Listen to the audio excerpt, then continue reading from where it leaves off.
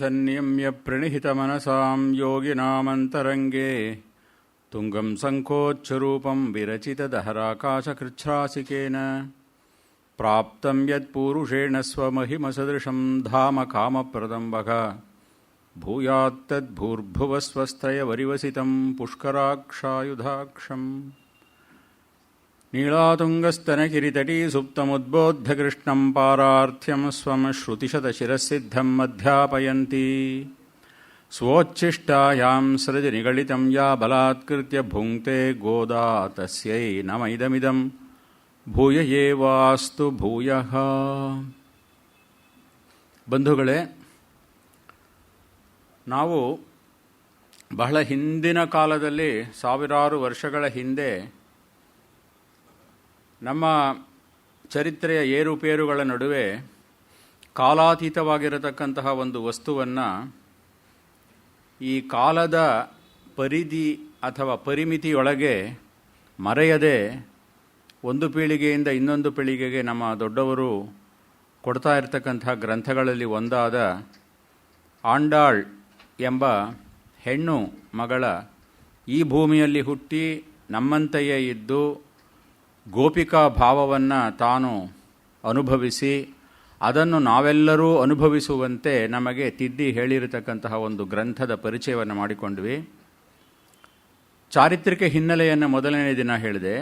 ಎರಡನೇ ದಿನ ಒಂದು ಸಂಕ್ಷಿಪ್ತ ವಿಹಂಗಮ ನೋಟವನ್ನು ಕೊಟ್ಟು ಈ ಒಂದೊಂದು ಪಾಶುರದಲ್ಲೂ ಯಾವ ರೀತಿ ಬರುತ್ತೆ, ಇದರ ಭಾಷೆ ಹೇಗಿರುತ್ತೆ, ಇದರ ಶಬ್ದಗಳ ಗುಂಪ ಹೇಗಿರುತ್ತೆ, ಯಾವ ರೀತಿ ಇದು ವೈದಿಕ ವಾಂಗ್ಮಯಕ್ಕೆ ಸೇರಿರತಕ್ಕಂತಹ ಅದೇ ಒಂದು ಪ್ರಣಾಳಿಯಲ್ಲಿ ಇದು ರಚಿತವಾಗಿದೆ, ಯಾವ ರೀತಿ ಈ ದ್ರಾವಿಡ ಭಾಷೆ ಮತ್ತು ಈ ವೈದಿಕವಾದ ಸಂಸ್ಕೃತ ಭಾಷೆ ಅನ್ನೋದು ಅತ್ಯಂತ ಪ್ರಾಚೀನವಾದ ಭಾಷೆಗಳು. ಇಂದಿನ ಏನೇನೋ ಐರೋಪ್ಯ ಒಂದು ಚಿಂತನೆಗಳಿಂದ ನಾವು ಪ್ರಭಾವಿತರಾಗಿದ್ದು ಇವನು ಬೇರೆ ಅವನು ಬೇರೆ, ಈ ಭಾಷೆ ಬೇರೆ ಆ ಭಾಷೆ ಬೇರೆ ಅಂತ ತಿಳ್ಕೊಂಡಿದ್ದೀವಲ್ಲ, ಅದೆಲ್ಲ ಏನಿಲ್ಲ. ಇದು ಕಾಲಾತೀತವಾದ ವಸ್ತುವಿಗೆ ಭಾಷೆಯ ಯಾವುದೇ ವಿಧವಾದ ಅಡಚಣೆಗಳು ಬರಬಾರದು. ಇದಿಷ್ಟನ್ನು ನಾವು ತಿಳಿದುಕೊಂಡ್ವಿ. ನಿನ್ನೆ ಈ ದಿನ ಉಪನ್ಯಾಸ ಆದ ಮೇಲೆ ಕೆಲವರು ನನಗೆ ಹೇಳಿದರು, ನೀವು ಪಾಠ ಮಾಡಿ ಅಂತ. ಉಪಾಧ್ಯಾಯರು ನೀವು ಉಪನ್ಯಾಸಕ್ಕಿಂತ ಪಾಠ ಮಾಡೋದೇ ಒಳ್ಳೆಯದು, ಶಬ್ದಗಳನ್ನು ಹೇಳಿ ಅರ್ಥವನ್ನು ಹೇಳಿ ಆಂಡಾಳ್ ಏನು ಹೇಳಿದಾಳೋ ಅದನ್ನೇ ನಾವು ಅನುಸರಿಸೋಣ. ನಾವು ಪುಸ್ತಕ ತೊಗೊಂಬರ್ತೀವಿ, ನಾವು ವಿದ್ಯಾರ್ಥಿಗಳಾಗಬೇಕು ಅಂತ ಇಷ್ಟಪಡ್ತೀವಿ, ನೀವು ಪಾಠ ಮಾಡಿ ನಾವು ಪಾಠ ಮಾಡಿಸ್ಕೊಳ್ತೀವಿ ಅಂತ ಹೇಳಿದ್ರು. ತುಂಬ ಸಂತೋಷ ಆಯ್ತು ನನಗೆ. ಈ ಶಬ್ದಗಳನ್ನು ಹಾಗೆ ಇವತ್ತಿನ ದಿನ ಸ್ವಲ್ಪ ವ್ಯತ್ಯಾಸ ಮಾಡ್ತೀನಿ ನಾನು. ಯಾವ ಒಂದು ಉಪನ್ಯಾಸದ ಒಂದು ಶೈಲಿಯಲ್ಲಿ ಏನು ಹೇಳ್ತಾ ಇದ್ದೆ ಅದನ್ನು ಸ್ಪಷ್ಟವಾದ ನಾವು ನಮ್ಮ ಮಾತನ್ನು ಕಡಿಮೆ ಮಾಡಿಕೊಂಡು ಆಕೆಯೇ ಹೇಳಿರ್ತಕ್ಕಂತಹ ಮಾತನ್ನು ತೆಗೆದುಕೊಂಡು ಆ ಶಬ್ದಗಳನ್ನೇ ನಾವು ಹೇಳ್ತಾ ಬರೋಣ. ನಾವು ಸಾಮಾನ್ಯವಾಗಿ ಈ ತಿರುಪ್ಪಾವೈ ಗ್ರಂಥವನ್ನು ತೊಡಗಿಸ್ಕೊಳ್ಬೇಕಾದ್ರೆ, ಪಾರಾಯಣ ಮಾಡಬೇಕಾದ್ರೆ, ಹೇಳಬೇಕಾದ್ರೆ ಮೊದಲು ಒಂದು ಪ್ರಾರ್ಥನಾ ಶ್ಲೋಕವನ್ನು ಹೇಳ್ತೀವಿ. ಈ ಪ್ರಾರ್ಥನಾ ಶ್ಲೋಕವನ್ನು ಪರಾಶರ ಭಟ್ಟರು ಅಂತ ಹೇಳಿ, ಪೂರ್ವಕಾಲದಲ್ಲಿ ಭಟ್ಟಃ ಅಂತ ಹೇಳಿದರೆ ಆಧ್ಯಾತ್ಮಿಕವಾಗಿ ಬಹಳ ಮುನ್ನಡೆದವರು, ಶ್ರೋತ್ರಿಯರು ಆಗಿರ್ತಕ್ಕಂಥವರಿಗೆ ಭಟ್ಟಃ ಅಂತ ಹೇಳ್ತೀವಿ. ಸಾಮಾನ್ಯವಾಗಿ ಕಾಶ್ಮೀರದಲ್ಲಿ ಇರತಕ್ಕಂತಹ ಎಲ್ಲ ಸಂಸ್ಕೃತ ಪಂಡಿತರಿಗೂ ಸಹ ಭಟ್ಟಾರಕಃ ಅಂತ ಹೇಳ್ತಾರೆ. ಆ ಭಟ್ಟಾರಕಃ ಭಟ್ಟಃ ಅನ್ನೋದೇನೆ ಇಲ್ಲಿ ಪರಾಶರ ಭಟ್ಟರು ಅಂತ ಹೇಳಿ ಕೂರಂ ಅಂತ ಒಂದು ಜಾಗ, ಅಲ್ಲಿ ಅವರ ತಂದೆ, ಅವರ ತಲೆತಲಾಂತರದಿಂದ ತಾತ ಅವರೆಲ್ಲರೂ ಸಹ ಕೂರ ವಂಶದ ನಾಯಕರು, ಕೂರ ಪ್ರದೇಶದ ಮುಂದಾಳುಗಳು, ಪುರೋಹಿತರು ಅಂತ ಹೇಳಿ ಪ್ರಸಿದ್ಧರಾದವರು. ಅವರು ಈ ಆಂಡಾಳ್ ಆಕೆಯ ಸ್ವರೂಪವನ್ನು ಹೇಳ್ತಾರೆ. ಆಕೆಯ ಸ್ವರೂಪವನ್ನು ಹೇಳ್ತಾ ಏನು ಹೇಳ್ತಾರೆ ಅಂದರೆ, ಜೀವಾತ್ಮನ ಸ್ವರೂಪ ಎಂದಿಗೂ ಒಂದೇ. ನಾವು ಈಗಿನ ಕಾಲ ಅಂತ ಏನು ಹೇಳ್ತೀವಿ, ನಾವು ಹಿಂದಿನ ಕಾಲದಲ್ಲೂ ಇದ್ದವರು. ಪರಮಾತ್ಮನ ಅವತಾರವಾದಾಗ ಕೃಷ್ಣಾನುಭವ ಆ ಒಂದು ಗೋಕುಲದಲ್ಲಿ ಯಾರ್ಯಾರು ಇದ್ದರೋ, ಯಾವ ಯಾವ ಜೀವಿಗಳಿದ್ದರೋ ಅದೇ ಜೀವಿಗಳು ಇಂದೂ ಇದ್ದಾರೆ. ಈ ಸಾಮಾನ್ಯವಾಗಿ ಈ ಕೃಷ್ಣ ಪ್ರೀತಿ, ಕೃಷ್ಣ ಪ್ರೇಮ, ಭಗವತ್ ಚಿಂತನೆ, ಭಗವದ್ಭಕ್ತಿ, ಭಗವದ್ಭಕ್ತಿಯಿಂದ ಭಗವಂತನೊಡನೆ ಸೇರಿ ಭಾಗವತರಾಗಿರತಕ್ಕಂಥದ್ದು, ಇದು ಜನ್ಮ ಜನ್ಮಾಂತರದಿಂದ ಬರಬೇಕಾದದ್ದು. ಆಧುನಿಕ ವಿಜ್ಞಾನದಲ್ಲಿ DNA ಅಂತ ಹೇಳ್ತಾರೆ. ಯಾವುದೇ ಆಗಲಿ ಆ DNA ಇಲ್ಲದೆ ಹೋದರೆ, ಅಂದರೆ ವಂಶ ಪಾರಂಪರ್ಯವಾಗಿ ಅವರೇನು ಹೇಳ್ತಾರೆ, ಒಂದು ಜೀವ ಒಂದು ಮನೆತನದಲ್ಲಿ ಹುಟ್ಟಬೇಕಾದರೆ, ಒಂದು ಸಂಸಾರದಲ್ಲಿ, ಒಂದು ಕುಟುಂಬದಲ್ಲಿ ಹುಟ್ಟಬೇಕಾದರೆ, ಇದು ಒಂದು ದೊಡ್ಡ ವಿಚಿತ್ರವಾಗಿರತಕ್ಕಂತಹ, ಅದ್ಭುತವಾಗಿರತಕ್ಕಂತಹ ಭಗವಂತನ ಸೃಷ್ಟಿ. ನಾವೇನೋ ಬುದ್ಧಿವಂತರು ಅಂತ ಹೇಳಿ ಏನೇನೋ ಮಾಡಬಹುದು. ನಾವು ಬಹಳ ಬುದ್ಧಿವಂತರು, ಅತ್ಯಾಧುನಿಕವಾಗಿರತಕ್ಕಂತಹ ತಂತ್ರಜ್ಞಾನ ಹೊಂದಿದ್ದೀವಿ, ಏನೇನೋ ಹೇಳ್ತಾರಲ್ವೇ, IT BT ಅಂತ ಏನೇನೋ ಹೇಳ್ತಾರೆ ನೋಡಿ. BT ಅಂತಂದ್ರೆ ಬಹಳ ಕಷ್ಟ, ಹೆದರಿಕೆ ಆಗುತ್ತೆ. ಏನೇನೋ ಮಾಡ್ತೀವಿ, ಇದನ್ನು ತೆಗೆದು ಅದಕ್ಕೆ ಸೇರಿಸಿ ಅದನ್ನು ತೆಗೆದು ಮಾಡಿ, ಇದು ಇಲ್ಲ ಅದು ಇಲ್ಲ ಮಾಡಾಕ್ತೀವಿ ಅಂತ ಬಹಳ ಗೊಂದಲಗಳಾಗ್ತಾ ಇದೆ.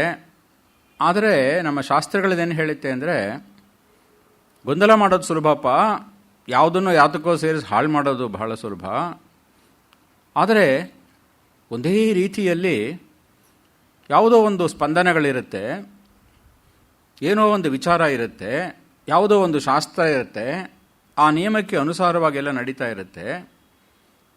ಒಂದು ಉತ್ತಮವಾದ ಒಂದು ವಂಶ, ಅದರಲ್ಲಿ ಯಾವುದೇ ಕಲಬೆರಕೆ ಇಲ್ಲದೆ, ಮೊದಲೇ ನಾವು ಮೊನ್ನೆ ನೋಡಿದ್ದೀವಿ, ಈ ಸೂಕ್ಷ್ಮ ಶರೀರದ ವಿಷಯ, ಅಂತರಂಗದ ವಿಷಯ, ಅಂತಃಕರಣದ ವಿಷಯ, ಇದಕ್ಕೂ ಬಾಹ್ಯವಾಗಿರತಕ್ಕಂತಹ, ಬೌದ್ಧಿಕವಾಗಿರತಕ್ಕಂತಹ, ಮಾನಸಿಕವಾಗಿರತಕ್ಕಂತಹ ಚಿಂತನೆ ಅದು ಬೇರೆ, ಇದು ಬೇರೆ.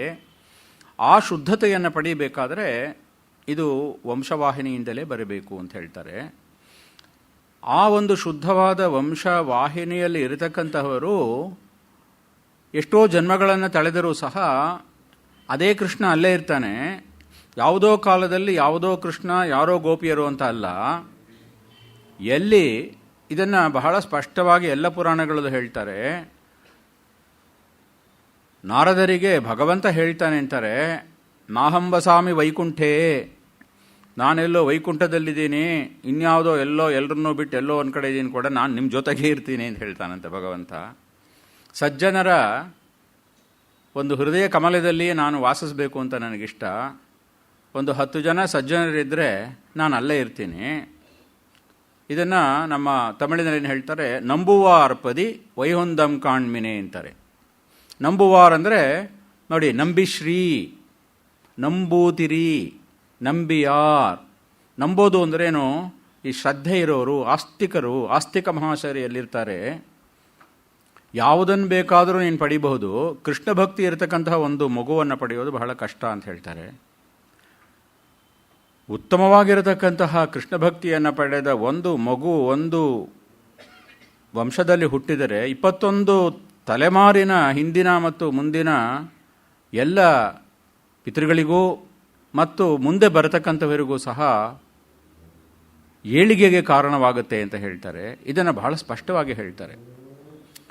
ಎಲ್ಲೋ ಮಾರ್ಕೆಟ್ನಲ್ಲಿ ಸಿಗ್ತಕ್ಕಂಥದ್ದಲ್ಲ ಈ ವಸ್ತು, ಅಥವಾ ಇನ್ನೊಬ್ಬರು ಹೇಳಿ ಬರ್ತಕ್ಕಂಥದ್ದಲ್ಲ. ಇದು ಹಾರ್ದವಾಗಿ ಹೃದಯದಲ್ಲಿರಬೇಕು.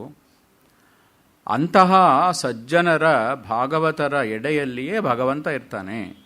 ಮತ್ತು ಈ ಭಗವಂತ ಅನ್ನೋ ತತ್ವ, ಭಗ ಅನ್ನೋದು ಭಗ ಸೂಕ್ತ ಅಂತ ಇದೆ. ಬೇರೆ ಬೇರೆ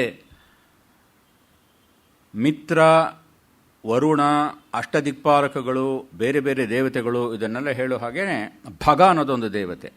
ಭಗದಿಂದಲೇ ಭಾಗ್ಯ ಅನ್ನೋದು ಬರೋದು.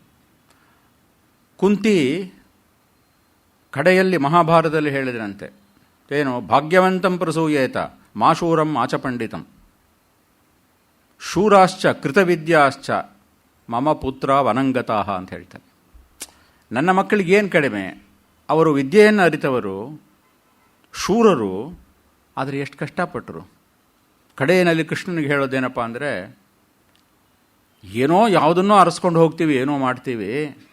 ಎಂತಹ ಮಕ್ಕಳಿರಬೇಕು ಅಂತ ಹೇಳಿದರೆ ಭಾಗ್ಯವಂತರಾಗಿರ್ಬೇಕು. ಭಾಗ್ಯ ಅನ್ನೋದೊಂದಿದ್ರೆ, ಭಾಗ್ಯ ಅನ್ನೋ ಶಬ್ದ ಭಗದಿಂದ ಬರೋದು. ಈ ಭಗದೇವತೆ ಇರುತ್ತಲ್ಲ, ಇದಕ್ಕೆ ಸೌಭಾಗ್ಯ ಅಂತಲೂ ಹೇಳ್ತೀವಿ, ಭಾಗ್ಯ ಅಂತಲೂ ಹೇಳ್ತೀವಿ. ಇದೆಲ್ಲ ಒಂದು ಸಂಕೇತ. ಸಾಂಕೇತಿಕವಾಗಿ ನಾವೇನು ಮಾಡಿದ್ದೀವಿ, ಪರಂಪರೆಯಲ್ಲಿ ಕೆಲವು ಶಬ್ದಗಳು, ಕೆಲವು ವಸ್ತುಗಳು, ಕೆಲವು ಕಲ್ಪನೆಗಳು, ಇದನ್ನು ಮಾಡಿಟ್ಕೊಂಡಿದ್ದೀವಿ. ಈ ಒಂದು ಮೌಲ್ಯಗಳನ್ನೇ ಆಗಲಿ ಅಥವಾ ಸಂಕೇತಗಳನ್ನೇ ಆಗಲಿ, ಮಾನಸಿಕವಾಗಿರತಕ್ಕಂತಹ ಈ ಶಬ್ದಗಳೇ ಆಗಲಿ, ಅವುಗಳ ಅರ್ಥ ಅನ್ನೋದು ನಮ್ಮ ಭಾಷೆಯಲ್ಲಿರುತ್ತೆ, ಸಂಸ್ಕೃತಿಯಲ್ಲಿರುತ್ತೆ. ಭಾಷೆಯನ್ನು ನಾವು ಕಳ್ಕೊಂಡ್ರೆ, ಸಂಸ್ಕೃತಿಯನ್ನು ನಾವು ಕಳೆದುಕೊಂಡ್ರೆ ಅವಾಗೇನಾಗುತ್ತೆ, ಮನಸ್ಸಿನಲ್ಲಿ ಯಾವುದ್ಯಾವುದೋ ಇರುತ್ತೆ. ಈಗಿನ ಕಾಲದ ಮೌಲ್ಯಗಳೇನಿದೆ, ಆಗಿನ ಕಾಲದ ಮೌಲ್ಯ ಏನಿದೆ ನೋಡಿ. ಸೌಭಾಗ್ಯ ಅನ್ನೋ ಒಂದು ಕಲ್ಪನೆ ನಮಗಿದೆ. ಒಂದು ಯಾವುದೋ ಮನೆಯಲ್ಲಿ ಒಂದು ಹಬ್ಬ ಹುಣ್ಣಿಮೆ ಅಂತ ಹೇಳಿದರೆ, ಆ ಸೌಭಾಗ್ಯಕ್ಕೆ ಆ ಮನಸ್ಸಿನಲ್ಲಿ ನಮಗೆ ಆ ಭಾವನೆ ಬರುವ ಹಾಗೆ ಪದಾರ್ಥಗಳನ್ನು ಜೋಡಿಸ್ತೀವಿ. ಯಾವುದೋ ಒಂದು, ನಾನು ಮೊನ್ನೆ ಹೇಳಿದೆ, ಒಂದು ಧಾನ್ಯ ತುಂಬಿರತಕ್ಕಂತಹ ಒಂದು, ಅದಕ್ಕೆ ಇವತ್ತು ಸಹ ಕೇರಳದಲ್ಲಿ ಒಂದೊಂದು ದೇವಸ್ಥಾನದಲ್ಲಿಯೂ ಸಹ, ಒಂದೊಂದು ಹಬ್ಬದ ಸಮಯದಲ್ಲಿಯೂ ಸಹ ಪರ ಅಂತ ಹೇಳ್ತಾರೆ, ಪರೆ ಅಂತ ಹೇಳ್ತಾರೆ. ಇಲ್ಲಿ ಸಾಮಾನ್ಯ ಸ್ವಲ್ಪ ಮಲಯಾಳದ ಸವಿ ಅನುಭವಿಸಿರೋರಿಗೆ ಗೊತ್ತಿರುತ್ತೆ. ಇದು ಪರೆ ನರಿಕಿರಿದು ಅಂತ ಹೇಳ್ತಾರೆ. ಪರೆ ಅನ್ನೋದು ಇದು ಒಂದು ಸೌಭಾಗ್ಯದ ಸಂಕೇತ. ನಮ್ಮಲ್ಲೂ ಹಾಗೆ ಧಾನ್ಯ, ಧನಧಾನ್ಯ ಸಮೃದ್ಧಿರಸ್ತು ಅಂತ ಹೇಳ್ತೀವಿ. ಕೃಷಿ, ಗೋರಕ್ಷೆ, ಧನ, ಧಾನ್ಯ, ಇಷ್ಟೇ ನಮಗಿರೋದು. ಧನ ಅಂದರೆ ಈಗಿನ ಕಲ್ಪನೆ ಅಲ್ಲ, ತಪ್ಪು ತಿಳ್ಕೋಬಾರ್ದು. ನೋಟು ಧನ ಅಲ್ಲ, ಅದು ಬಹಳ ಹೇಳಬಾರ್ದು, ಕೆಟ್ಟ ಮಾತು ಹೇಳೋದು ಸರಿ ಇಲ್ಲ. ಇದು ಧನ ಅಲ್ಲ. ಮಾನಧನಾಹ, ಯಶೋಧನಾಹ, ತಪೋಧನಾಹ, ಈ ರೀತಿ ಧನ ಅನ್ನೋದು ಬೆಲೆ ಬಾಳ್ತಕ್ಕಂತಹ ವಸ್ತು, ಮೌಲ್ಯಗಳು. ಇದನ್ನೆಲ್ಲ ಒಂದು ಈ ಸಂಕೇತಗಳನ್ನೆಲ್ಲ ಇಟ್ಕೊಂಡು ಆಗಿನ ಕಾಲದಲ್ಲಿ ಭಾಗವತ ಕಾಲ ಅಂದರೆ ಗೋಕುಲ ಅಂದರೆ ಕೃಷ್ಣನ ಅವತಾರದ ಕಾಲದಲ್ಲಿ ಏನೇನು ಕಲ್ಪನೆಗಳಿತ್ತೋ, ಯಾವ ಶಬ್ದಗಳಿತ್ತೋ, ಏನೇನು ಪದಾರ್ಥಗಳಿತ್ತೋ, ಯಾವ ನಾವು ಇದರಲ್ಲಿ ರೀತಿ ರಿವಾಜುಗಳು ಅಂತ ಹೇಳ್ತೀವಿ, ಮನೆತನ, ಸಂಪ್ರದಾಯ, ಕಟ್ಟುಕಟ್ಟಳೆಗಳು ಇತ್ತೋ, ಅದನ್ನು ನಮ್ಮ ಹಿರಿಯರು ಈ ಒಂದು ದಾಸ ಪರಂಪರೆಯಲ್ಲಿ, ಹರಿದಾಸರ ಪರಂಪರೆಯಲ್ಲಿ ನಮಗೆ ಇಂದಿಗೂ ಸಹ ಈ ಯಾವುದೇ ವೇದ ಸಾಹಿತ್ಯ ಅಥವಾ ಒಂದು ಶಾಸ್ತ್ರ ಪರಂಪರೆ ಅಥವಾ ವ್ಯಾಕರಣ, ತರ್ಕ, ಮೀಮಾಂಸಾ ಇದೇ ಮೊದಲಾದ ಅತ್ಯಂತ ವಿದ್ವತ್ಪೂರ್ಣವಾಗಿರತಕ್ಕಂತಹ ಗ್ರಂಥಗಳೇ ಆಗಲಿ, ವಾಂಗ್ಮಯವೇ ಆಗಲಿ, ಚಿಂತನೆಗಳೇ ಆಗಲಿ, ಅವು ಸಾಮಾನ್ಯ ಜನರನ್ನು ಮುಟ್ಟೋದಿಲ್ಲ. ಇಲ್ಲಿವರೆಗೆ ನಮ್ಮ ಒಂದು ಸಂಪ್ರದಾಯ ಇಲ್ಲಿವರೆಗೆ ಉಳ್ಕೊಂಡು ಬಂದಿದೆ, ಭಾವನೆಗಳು ಹಾಗೆ ಉಳ್ಕೊಂಡು ಬಂದಿವೆ ಅಂದರೆ ಆ ಒಂದು ವೈದಿಕವಾಗಿರತಕ್ಕಂತಹ ಶಾಸ್ತ್ರ ಗ್ರಂಥಗಳಿಂದ ಅಲ್ಲ. ಶಂಕರಾಚಾರ್ಯರು ಅಥವಾ ರಾಮಾನುಜಾಚಾರ್ಯರು ಅಥವಾ ಮಧ್ವಾಚಾರ್ಯರು ಅವರು ದೊಡ್ಡ ದೊಡ್ಡ ಗ್ರಂಥಗಳನ್ನು ಬರೆದವರು ಅಂತ ಹೇಳಿ ಅವರು ದೊಡ್ಡವರಾಗಿಲ್ಲ. ಅವರು ದೊಡ್ಡವರಾಗಿರೋದು ಯಾತಕ್ಕೆ ಅಂತ ಹೇಳಿದರೆ, ಪ್ರತಿಯೊಬ್ಬ ಜನಪದದಲ್ಲಿರತಕ್ಕಂತಹ ಮನುಷ್ಯನ, ಸಾಮಾನ್ಯ ಮನುಷ್ಯನ ಮನಸ್ಸಿನಲ್ಲಿದ್ದು ಅವನ ಒಂದು ಜೀವನ ಏನಿರುತ್ತೆ, ಜೀವನ ಶೈಲಿ ಏನಿರುತ್ತೆ, ಮನೆಯಲ್ಲಿ ನಡೆಯತಕ್ಕಂತಹ ಹಬ್ಬ ಹರಿದಿನಗಳು ಏನಿರುತ್ತೆ, ಚಿಂತನೆಗಳೇನಿರುತ್ತೆ, ಭಾವನೆಗಳೇನಿರುತ್ತೆ, ಅದರಲ್ಲಿ ಹಾಸು ಹೊಕ್ಕಾಗಿ ಸೇರಿರೋದ್ರಿಂದ ಆ ಪೀಠವನ್ನು ಅಲಂಕರಿಸತಕ್ಕಂತಹ ಹಿರಿಯ ಚೇತನಗಳು ನಮಗೆ ಅದನ್ನೆಲ್ಲ ಒಂದು ಪೀಳಿಗೆಯಿಂದ ಮತ್ತೊಂದು ಪೀಳಿಗೆಗೆ ನಮಗೆ ಒಂದು ಶೃಂಖಲೆ, ಸರಪಳಿ ಹಾಗೆ ನಮಗೆ ಅದೆಲ್ಲ ಕೊಟ್ಟಿರೋದ್ರಿಂದ ಯಾರೋ ಒಬ್ಬರು ಯಾವತ್ತೋ ಒಂದಿನ ಒಂದು ಗ್ರಂಥ ಬರೆದ್ಬಿಟ್ರು, ಭಾಷೆ ಬರೆದ್ಬಿಟ್ರು ಅಂದರೆ ಅವ್ರು ದೊಡ್ಡವರಾಗಲ್ಲ, ಅಥವಾ ಅದರಿಂದ ಒಂದು ಸಮಾಜ ಉಳಿಯೋದಿಲ್ಲ. ಇವತ್ತು ಸಮಾಜ ಉಳಿದಿದೆ. ಮತ್ತು ನಮ್ಮ ದೇಶವನ್ನು ಎಷ್ಟು ಜನ ಆಳಿ ಹೋದರೂ, ನಮ್ಮ ದೇಶದ ರಾಜಪರಂಪರೆಯಾಗಲಿ, ಕ್ಷತ್ರಿಯ ಪರಂಪರೆಯಾಗಲಿ, ಸಾಮಾನ್ಯ ಜನರೇ ಆಗಲಿ ಎಷ್ಟು ಕಷ್ಟವನ್ನು ಅನುಭವಿಸಿರ್ತಾರೋ, ಇಷ್ಟು ಕಷ್ಟವನ್ನು ಯಾವುದೇ ದೇಶ ಅನುಭವಿಸಿಲ್ಲ. ಇದನ್ನು ಎಲ್ಲರೂ ಹೇಳಿದ್ದಾರೆ, ನಮಗೆ ಗೊತ್ತಾಗಲ್ಲ. ಇವಾಗ ನಾವು ಬಹಳ ಸುಖ ಸಂತೋಷದಲ್ಲಿದ್ದೀವಿ. ಜಗತ್ತು ಯಾವ ರೀತಿ ಇದೆ ಅಂತ ನೋಡಿದ್ರೆ, ಎಲ್ಲೆಲ್ಲಿ ಏನೇನು ಆಗ್ತಾ ಇದೆ ಅಂತ ನೋಡಿದ್ರೆ ಯಾರು ಏನು ಬೇಕಾದ್ರೂ ಹೇಳ್ಬೋದು. ನೀವು ಬಹಳ ಯಾತಕ್ಕೂ ಬೇಡದೇ ಇರೋರು, ನೀವೆಲ್ಲ ಬಡತನದಲ್ಲಿದ್ದೀರಾ, ನಿಮಗೆ ಬರೀ ಕೊಳಕು ಜನ, ನೀವು ಏನು ಬೇಕಾದ್ರೂ ಯಾರು ಬೇಕಾದ್ರೂ ಏನು ಬೇಕಾದ್ರೂ ಹೇಳ್ಬೋದು. ಆದರೆ ಸ್ವಲ್ಪ ಚಿಂತನೆಯನ್ನು ಮಾಡಿ ಏನೇನು ನಡೀತಾ ಇದೆ, ಹೇಗಾಗಿದೆ ಅಂತ ನೋಡಿದ್ರೆ ನಮ್ಮಷ್ಟು ಸಂತೋಷವಾಗಿರೋರು ಯಾರೂ ಇಲ್ಲ. ಇದನ್ನು ನಾವು ಪರಿಗಣಿಸಬೇಕು. ನಮಗೇನು ಮಾಡ್ತಾರೆ, ಯಾವುದೂ ಸರಿ ಇಲ್ಲ, ನೀನು ಕೆಟ್ಟವನು, ನಿಮ್ಮ ದೇಶ ಸರಿ ಇಲ್ಲ ಅಂತ ಹೇಳೋರೇ ಜಾಸ್ತಿ ಜನ. ಆದರೆ ನಮ್ಮ ಮನಸ್ಸಲ್ಲಿರತಕ್ಕಂತಹ ಭಾವನಾತ್ಮಕವಾಗಿರತಕ್ಕಂತಹ ಏನೋ ಒಂದು ಸುಖ, ಸಂತೋಷ, ಸಮೃದ್ಧಿ, ಸೌಭಾಗ್ಯ ಇದೆಯಲ್ಲ, ಅದು ಅವ್ರಿಗೆ ಗೊತ್ತಾಗೋದಿಲ್ಲ. ಇದರ ಒಂದು ಹಿನ್ನೆಲೆಯಲ್ಲಿ ಇದನ್ನು ನೀವು ಎಲ್ಲಿರಿ, ಯಾವಾಗಿರಿ, ನಮ್ಮ ಭಾರತ ದೇಶದಲ್ಲಿ 1000 ವರ್ಷಗಳ ಹಿಂದೆ ಇರಬಹುದು, ಅಥವಾ ಇನ್ನೊಂದು 1000 ವರ್ಷ ಆಗಬಹುದು, ಯಾರೋ ಪರಕೀಯರು ಬಂದು ನಮ್ಮ ಆಳ್ತಾ ಇರಬಹುದು. ಏನಿದ್ರೂ ಸಹ ನಮ್ಮಲ್ಲಿ ಒಂದು ಮಾತು ಹೇಳ್ತೀವಿ, ರಾಮಾಯ ಸ್ವಸ್ತಿ ರಾವಣಾಯ ಸ್ವಸ್ತಿ ಅಂತ ಹೇಳ್ತೀವಿ. ಜ್ವರ ಯಾರೋ ಬರ್ತಾನೆ ಹೋಗ್ತಾನೆ, ಅವರವ್ರ ಕಷ್ಟ ಅವರವ್ರಿಗೆ ಏನೋ ಮಾಡ್ತಾರೆ ಹೋಗ್ತಾರೆ. ಆದರೆ ಜನಸಾಮಾನ್ಯರಿಗೆ ಎಷ್ಟೇ ಕಷ್ಟ ಪರಂಪರೆಗಳು ಬಂದರೂ ಸಹ ಮನೆಯಲ್ಲಿ ಅವರ ಒಂದು ಹೊಸ್ತಿಲಿನ ಒಳಗೆ ಇರುತ್ತಲ್ಲ, ಅದನ್ನು ಹಿರಿಯರನ್ನು ಕಾಪಾಡ್ಕೊಂಡು ಬಂದಿದ್ದಾರೆ. ಆ ಭಾವನೆಗಳನ್ನು ಪೋಷಿಸಬೇಕು, ಮಕ್ಕಳಿಗೆ, ಮುಂದಿನ ಪೀಳಿಗೆಯವರಿಗೆ ಇದನ್ನು ತಿಳಿಸ್ಕೊಡ್ಬೇಕು. ಇದು ಅತ್ಯಂತ ಮುಖ್ಯವಾದದ್ದು. ಆದ್ದರಿಂದ ಒಂದು ಮಗುವಾಗಿರತಕ್ಕಂತಹ ಈ ವಿಷ್ಣು ಚಿತ್ತರ ಮಗಳಾಗಿರತಕ್ಕಂತಹ ಗೋದೆ ಏನನ್ನು ಹೇಳಿದ್ಲು ಅನ್ನೋದನ್ನು ಒಂದು ಶ್ಲೋಕದಲ್ಲಿ ಪರಾಶರ ಭಟ್ಟರು ಏನು ಹೇಳ್ತಾರೆ ಅಂದರೆ, ಕೃಷ್ಣ ಇವತ್ತಿಲ್ಲಿದ್ದಾನೆ. ಕೃಷ್ಣ ಎಲ್ಲಿದ್ದಾನೆ? ನಮ್ಮ ನಡುವೆ ಇದ್ದಾನೆ. 10 ಜನ ಸೇರಿ ಕೃಷ್ಣ ಅಂತ ಹೇಳಿ ಅಲ್ಲಿರ್ತಾನವನು. ಹೇಗಿರ್ತಾನೆ? ಅವ್ಯಕ್ತವಾಗಿರ್ತಾನೆ. ಅವ್ಯಕ್ತವಾಗಿರತಕ್ಕಂತಹ ಕೃಷ್ಣನನ್ನು ನಾವು ಯಾವ ರೀತಿ ನೋಡಬಹುದು? ಮಾನಸಿಕವಾಗಿ ನೀವು ಅನುಭವಿಸಬಹುದು. ನಾನು ಮೊನ್ನೆ ಹೇಳಿದೆ, ಈ ಒಂದು ಸಾಕ್ಷಾತ್ಕಾರ ಅನ್ನೋದೇ ಆಗಲಿ ಅಥವಾ ಭಗವಂತನ ಅರಿವು ಅನ್ನೋದಾಗಲಿ ಇದು ಬೌದ್ಧಿಕವಾದದ್ದಲ್ಲ, ಇದು ಅನುಭವಾತ್ಮಕವಾದದ್ದು. ಅನುಭವಕ್ಕೆ ಬಂದರೆ, ಕಂಡುಕೊಂಡರೆ, ನೋಡೋದು ಬೇರೆ ಕಂಡುಕೊಳ್ಳೋದು ಬೇರೆ ಅಂತ ಹೇಳಿದೆ. ಕಣ್ಣಿಗೆ ಚರ್ಮಚಕ್ಷುಸ್ಸಿನಿಂದ ಬೌದ್ಧಿಕವಾಗಿ ಮಾನಸಿಕವಾಗಿ ಹೊರಗಡೆ ನೋಡೋದು, ಮಾತಾಡೋದು, ವ್ಯವಹಾರ ಅನ್ನೋದು ಬೇರೆ. ಆದರೆ ಆಂತರಿಕವಾಗಿ ಅದರ ಅನುಭವವನ್ನು ಒಳಗಣ್ಣಿನಿಂದ ಪ್ರತಿಯೊಬ್ಬರಿಗೂ ಸಹ ಒಂದು ಅಂತಃಕರಣದಲ್ಲಿ ಆ ಭಗವಂತನ ಇರುವಿಕೆಯ, ಆ ಭಗವಂತ ನಮ್ಮ ಜೀವನದಲ್ಲಿ ಹಾಸುಹೊಕ್ಕಾಗಿ ನಮ್ಮ ಒಂದೊಂದು ಹೆಜ್ಜೆಯಲ್ಲಿಯೂ ಸಹ ಅವನು ಹಿಂದೆ ಇದ್ದು ನಮಗೆ ಎಂತೆಂಥ ಕಷ್ಟ ಬಂದರೂ ರಕ್ಷಕನಾಗಿರತಕ್ಕಂತಹ ಅವರಕ್ಷಣೆ ಅಂತಾನೆ ಭಗವಂತನ ನಮ್ಮ ಇದರಲ್ಲಿ ಹರಿದಾಸ ಸಂಪ್ರದಾಯದಲ್ಲಿ, ಭಾಗವತ ಸಂಪ್ರದಾಯದಲ್ಲಿ ಈ ಭಾಗವತ ಅನ್ನೋದೇ ಬಹಳ ದೊಡ್ಡ ಗ್ರಂಥ. ಇಂತಹ ಗ್ರಂಥ ಅಂದರೆ ನಮ್ಮ ಚಾರಿತ್ರಿಕವಾಗಿ ನಾವು ನಡ್ಕೊಂಡು ಬಂದಿರೋದು ನೋಡಿದ್ರೆ, ಅದನ್ನು ನಾನು ನಿನ್ನೆ ಹೇಳಿದೆ, ಆ ಒಂದು ವೈದಿಕ ಪರಂಪರೆ, ಅದಾದ ಮೇಲೆ ಅದರಿಂದ ಬೇರೆ ಬೇರೆ ಭಗವಂತನನ್ನು ಯಾವ ರೀತಿ ನೋಡೋದು, ಆ ದಾರಿಗಳೆಲ್ಲ ಕಷ್ಟವಾದಾಗ ಕಲವು ಕಲ್ಮಶ ಚಿತ್ತಾನಾಂ ಪಾಪದ್ರವ್ಯೋಪಜೀವಿನಾಂ ವಿಧಿಕ್ರಯ ವಿಹೀರಾಣಾಂ ಗತಿರ್ಗೋವಿಂದ ಕೀರ್ತನಂ ಅಂತ ಹೇಳಿ ಕಾಲ ವ್ಯತ್ಯಾಸ ಆದ ಹಾಗೆ ಸುಲಭವಾದ ದಾರಿಯನ್ನು ತೋರಿಸ್ಕೊಟ್ಟಿರ್ತಕ್ಕಂತಹ ಗ್ರಂಥ ಈ ಭಾಗವತ ಗ್ರಂಥ. ಎಲ್ಲರೂ ಭಾಗವತರೇ, ಭಗವಂತನ ನಂಬಿರತಕ್ಕಂತಹ ಪ್ರತಿಯೊಬ್ಬರೂ ಸಹ ಭಾಗವತರೇ. ಮನಸ್ಸಿನಲ್ಲಿ ನೆನ್ನೆ ಹೇಳಿದೆ, ಜ್ಞಾಪಕ ಇರಬಹುದು, ಮನಸ್ಸಿನಲ್ಲಿ ಆ ಮೈಲಿಗೆಯನ್ನು ತುಂಬಿಕೊಳ್ಳದೆ ಹೋದರೆ, ಬೇರೆ ಯಾರೋ ಹೇಳಿದ ಮಾತಿನಿಂದ ನಾವು ವಿಚಲಿತರಾಗದೆ ಹೋದರೆ, ಗೀತೆಯಲ್ಲಿ ಹೇಳೋದಿದೆ, ಶ್ರುತಿ ವಿಪ್ರತಿಪನ್ನಾತೆ ಯದಾ ಸ್ಥಾಸ್ಯಸಿ ನಿಶ್ಚಲ ಸಮಾಧಾವಚಲ ಪ್ರಾಪ್ತಿ ಅಚಲ ಬುದ್ಧಿ ತದಾ ಯೋಗಮವಾಪ್ಸ್ಯಸಿ. ಮನಸ್ಸಿನಲ್ಲಿ ವಿಚಲನೆ ಬರಬಾರದು. ನಮ್ಮ ಹಿರಿಯರು ಹೇಳಿರ್ತಕ್ಕಂತಹ ದಾರಿಯಲ್ಲಿ ನಾವಿದ್ದೀವಿ ಅಂತ ಹೇಳಿ ನಾವು ಧೈರ್ಯವಾಗಿ ಸಂತೋಷದಿಂದ ಇದ್ದರೆ, ಅಂತಹವರ ಆಸ್ತಿಕರ ನಂಬು ಅಂತ ಹೇಳಿದ್ನಲ್ಲ, ಆ ನಂಬುವವರ ಮಧ್ಯದಲ್ಲಿ ಭಗವಂತ ಇದ್ದಾನೆ, ಅವನನ್ನು ನಾವು ಅನುಭವಿಸಬಹುದು. ಈ ಅನುಭವ ಪರಾಕಾಷ್ಠೆಯಾಗಿರತಕ್ಕಂತಹ ವಿಷ್ಣು ಚಿತ್ತರ ಅನುಭವ, ಅವರ ಮಗಳ ಅನುಭವ. ನೀಳ ಅಂತ ಆಕೆಗೆ ಒಂದು ಹೆಸರು. ನೀಳ ಅನ್ನುವ ಶಬ್ದ ಏನಂತಂದರೆ, ಭಗವಂತ ಯಾವ ಸಂದರ್ಭದಲ್ಲಿ ಯಾವ ಕಾಲಘಟ್ಟದಲ್ಲಿ ಏನೇನು ಅವತಾರವನ್ನು ಮಾಡ್ತಾನೆ ಅಲ್ಲಿ ಅವನಿಗೋಸ್ಕರ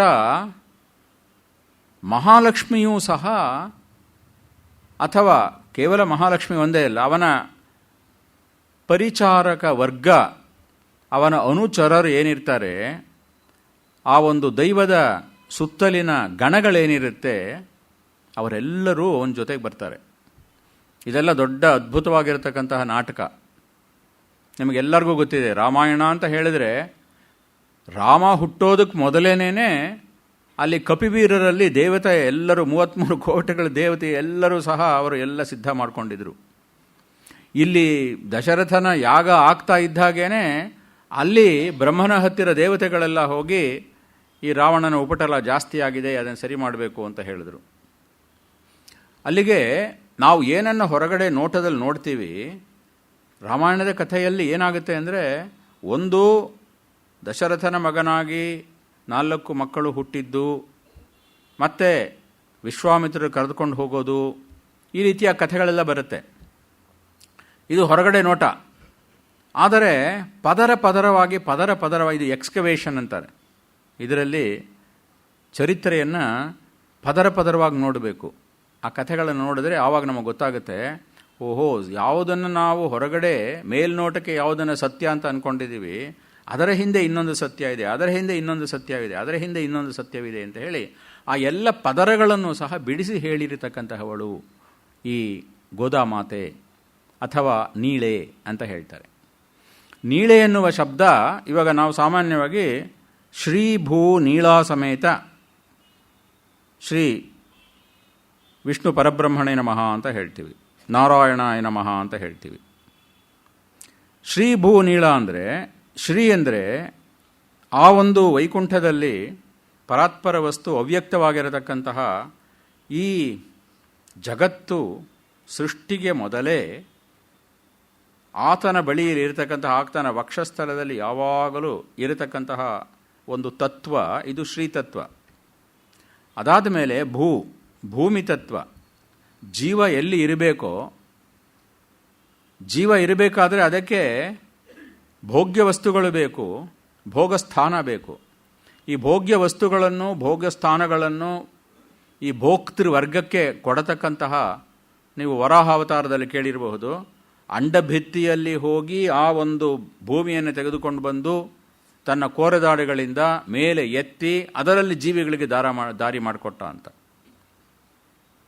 ನಾವೇನು ಮಾಡ್ತೀವಿ, ನಮಗೆಲ್ಲ ಪೃಥಿವ್ಯಪ್ತೇಜೋ ವಾಯು ಆಕಾಶಗಳೆಲ್ಲ ಇದೆ, ನಮಗೆ ಏನು ಗೊತ್ತಾಗೋದಿಲ್ಲ. ಇದನ್ನು ಬಿಟ್ಟರೆ, ಈ ವಾಯುಮಂಡಲವನ್ನು ಬಿಟ್ಟರೆ ನಾವು ಬದುಕೋಕ್ಕಾಗೋದಿಲ್ಲ. ಅದೇ ರೀತಿ ಮತ್ಸ್ಯಕ್ಕೆ ನೀರಿಲ್ಲದೆ ಹೋದರೆ ಬದುಕೋಕ್ಕಾಗೋದಿಲ್ಲ. ಅದೇ ರೀತಿ ಬೇರೆ ಬೇರೆ ಜೀವಿಗಳಿರುತ್ತೆ, ಅವುಗಳಿಗೆ ವಾಯುಮಂಡಲ ಇಲ್ಲದೆ ಹೋದರೆ ಆಗೋಲ್ಲ, ಆಕಾಶವಿಲ್ಲದೆ ಹೋದರೆ ಆಗೋದಿಲ್ಲ. ಆಯಾ ಜಾಗದಲ್ಲಿ ಅದು ಇರುತ್ತೆ, ಅದು ನಮಗೆ ಗೊತ್ತಾಗೋದಿಲ್ಲ. ಇವೆಲ್ಲವನ್ನೂ ಕೊಟ್ಟು ಪೊರೆದು ಪೋಷಿಸಿರ್ತಕ್ಕಂಥದ್ದು ಆ ಪರಮಾತ್ಮ ವಸ್ತು. ಆ ಪರಮಾತ್ಮ ವಸ್ತು ಈ ನಮಗೆ ಭೋಕ್ತೃಗಳಿಗೆ ಭೋಗ್ಯ ಸ್ಥಾನ ಮತ್ತು ಭೋಗ್ಯ ವಸ್ತುಗಳನ್ನು ಕೊಡೋದಿರುತ್ತಲ್ಲ, ಇದು ಈ ಭೂಮಿಯ ಪ್ರತೀಕ. ಅಲ್ಲಿಗೆ ಶ್ರೀ ಭೂ ಮತ್ತು ನೀಳ ಅಂದರೆ ಈ ದೈನಂದಿನವಾದ ವ್ಯವಹಾರದಲ್ಲಿ, ವ್ಯವಹಾರ ಪ್ರಪಂಚದಲ್ಲಿ ಭಗವಂತ ಎಲ್ಲೆಲ್ಲಿ ಯಾವ ಅವತಾರವನ್ನು ಎತ್ತಿದರೆ ಅಲ್ಲಲ್ಲಿ ಆ ಒಂದು ಶ್ರೀತತ್ವ ಬಂದು ಇವನಿಗೆ ಸಹಾಯ ಮಾಡುತ್ತಲ್ಲ, ಅದು ನೀಳ. ಅಂದರೆ ನೀಳ ಅಂತ ಹೇಳಿದ್ರೆ ಒಂದು ವ್ಯಕ್ತಿ ಅಲ್ಲ, ಅಲ್ಲಲ್ಲಿ ನೀವು ನೋಡಿರಬಹುದು. ಸಾಮಾನ್ಯವಾಗಿ ನಮ್ಮ ಪ್ರಾಚೀನವಾಗಿರತಕ್ಕಂತಹ ಕ್ಷೇತ್ರಗಳಲ್ಲಿ ಹೋಗಿ ನೋಡಿದರೆ ಅಲ್ಲಿ ಆ ದೇವಸ್ಥಾನದಲ್ಲಿ ಒಂದು ಅಮ್ಮನವರು ಅಂತ ಇರ್ತಾರೆ. ಆ ಅಮ್ಮನವರಿಗೆ ಆ ಕ್ಷೇತ್ರದ ಹೆಸರಿರುತ್ತೆ. ಎಲ್ಲೆಲ್ಲಿ ಯಾವ ಅವತಾರವನ್ನು ಎತ್ತಿದಾಗ, ಏನೇನು ಮಹತ್ ಕಾರ್ಯಗಳನ್ನು ಮಾಡಿದಾಗ ಅಲ್ಲಲ್ಲಿ ಸಿಗತಕ್ಕಂತಹ, ಅಲ್ಲಲ್ಲಿ ಅವನಿಗೆ ಸಹಾಯವನ್ನು ಮಾಡಿಕೊಟ್ಟಿರತಕ್ಕಂತಹ, ಅವನ ಹಿಂದೆಯೇ ನೆರಳಾಗಿ ಬಂದಿರತಕ್ಕಂತಹ ಒಂದು ಮಾತೆಯ ರೂಪ ನೀಳ ಅಂತ ಹೇಳ್ತೀವಿ. ಈ ಪ್ರಕೃತಿ ಅನ್ನೋದ್ರ ಜೊತೆ ಭಗವಂತ ಸೇರಿಟ್ಕೊಂಡಿರ್ತಾನೆ. ಭಗವಂತನನ್ನು ನಾವು ನೋಡಬೇಕಾದ್ರೆ ಅವನಿಗೆ ಮಾಯೋನ್ ಅಂತ ಹೇಳಿದೆ, ಶೇಯೋನ್ ಅಂತ ಹೇಳಿದೆ.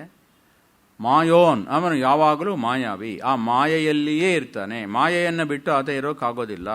ಒಂದು ಪ್ಯಾಕೇಜ್ ಇದು.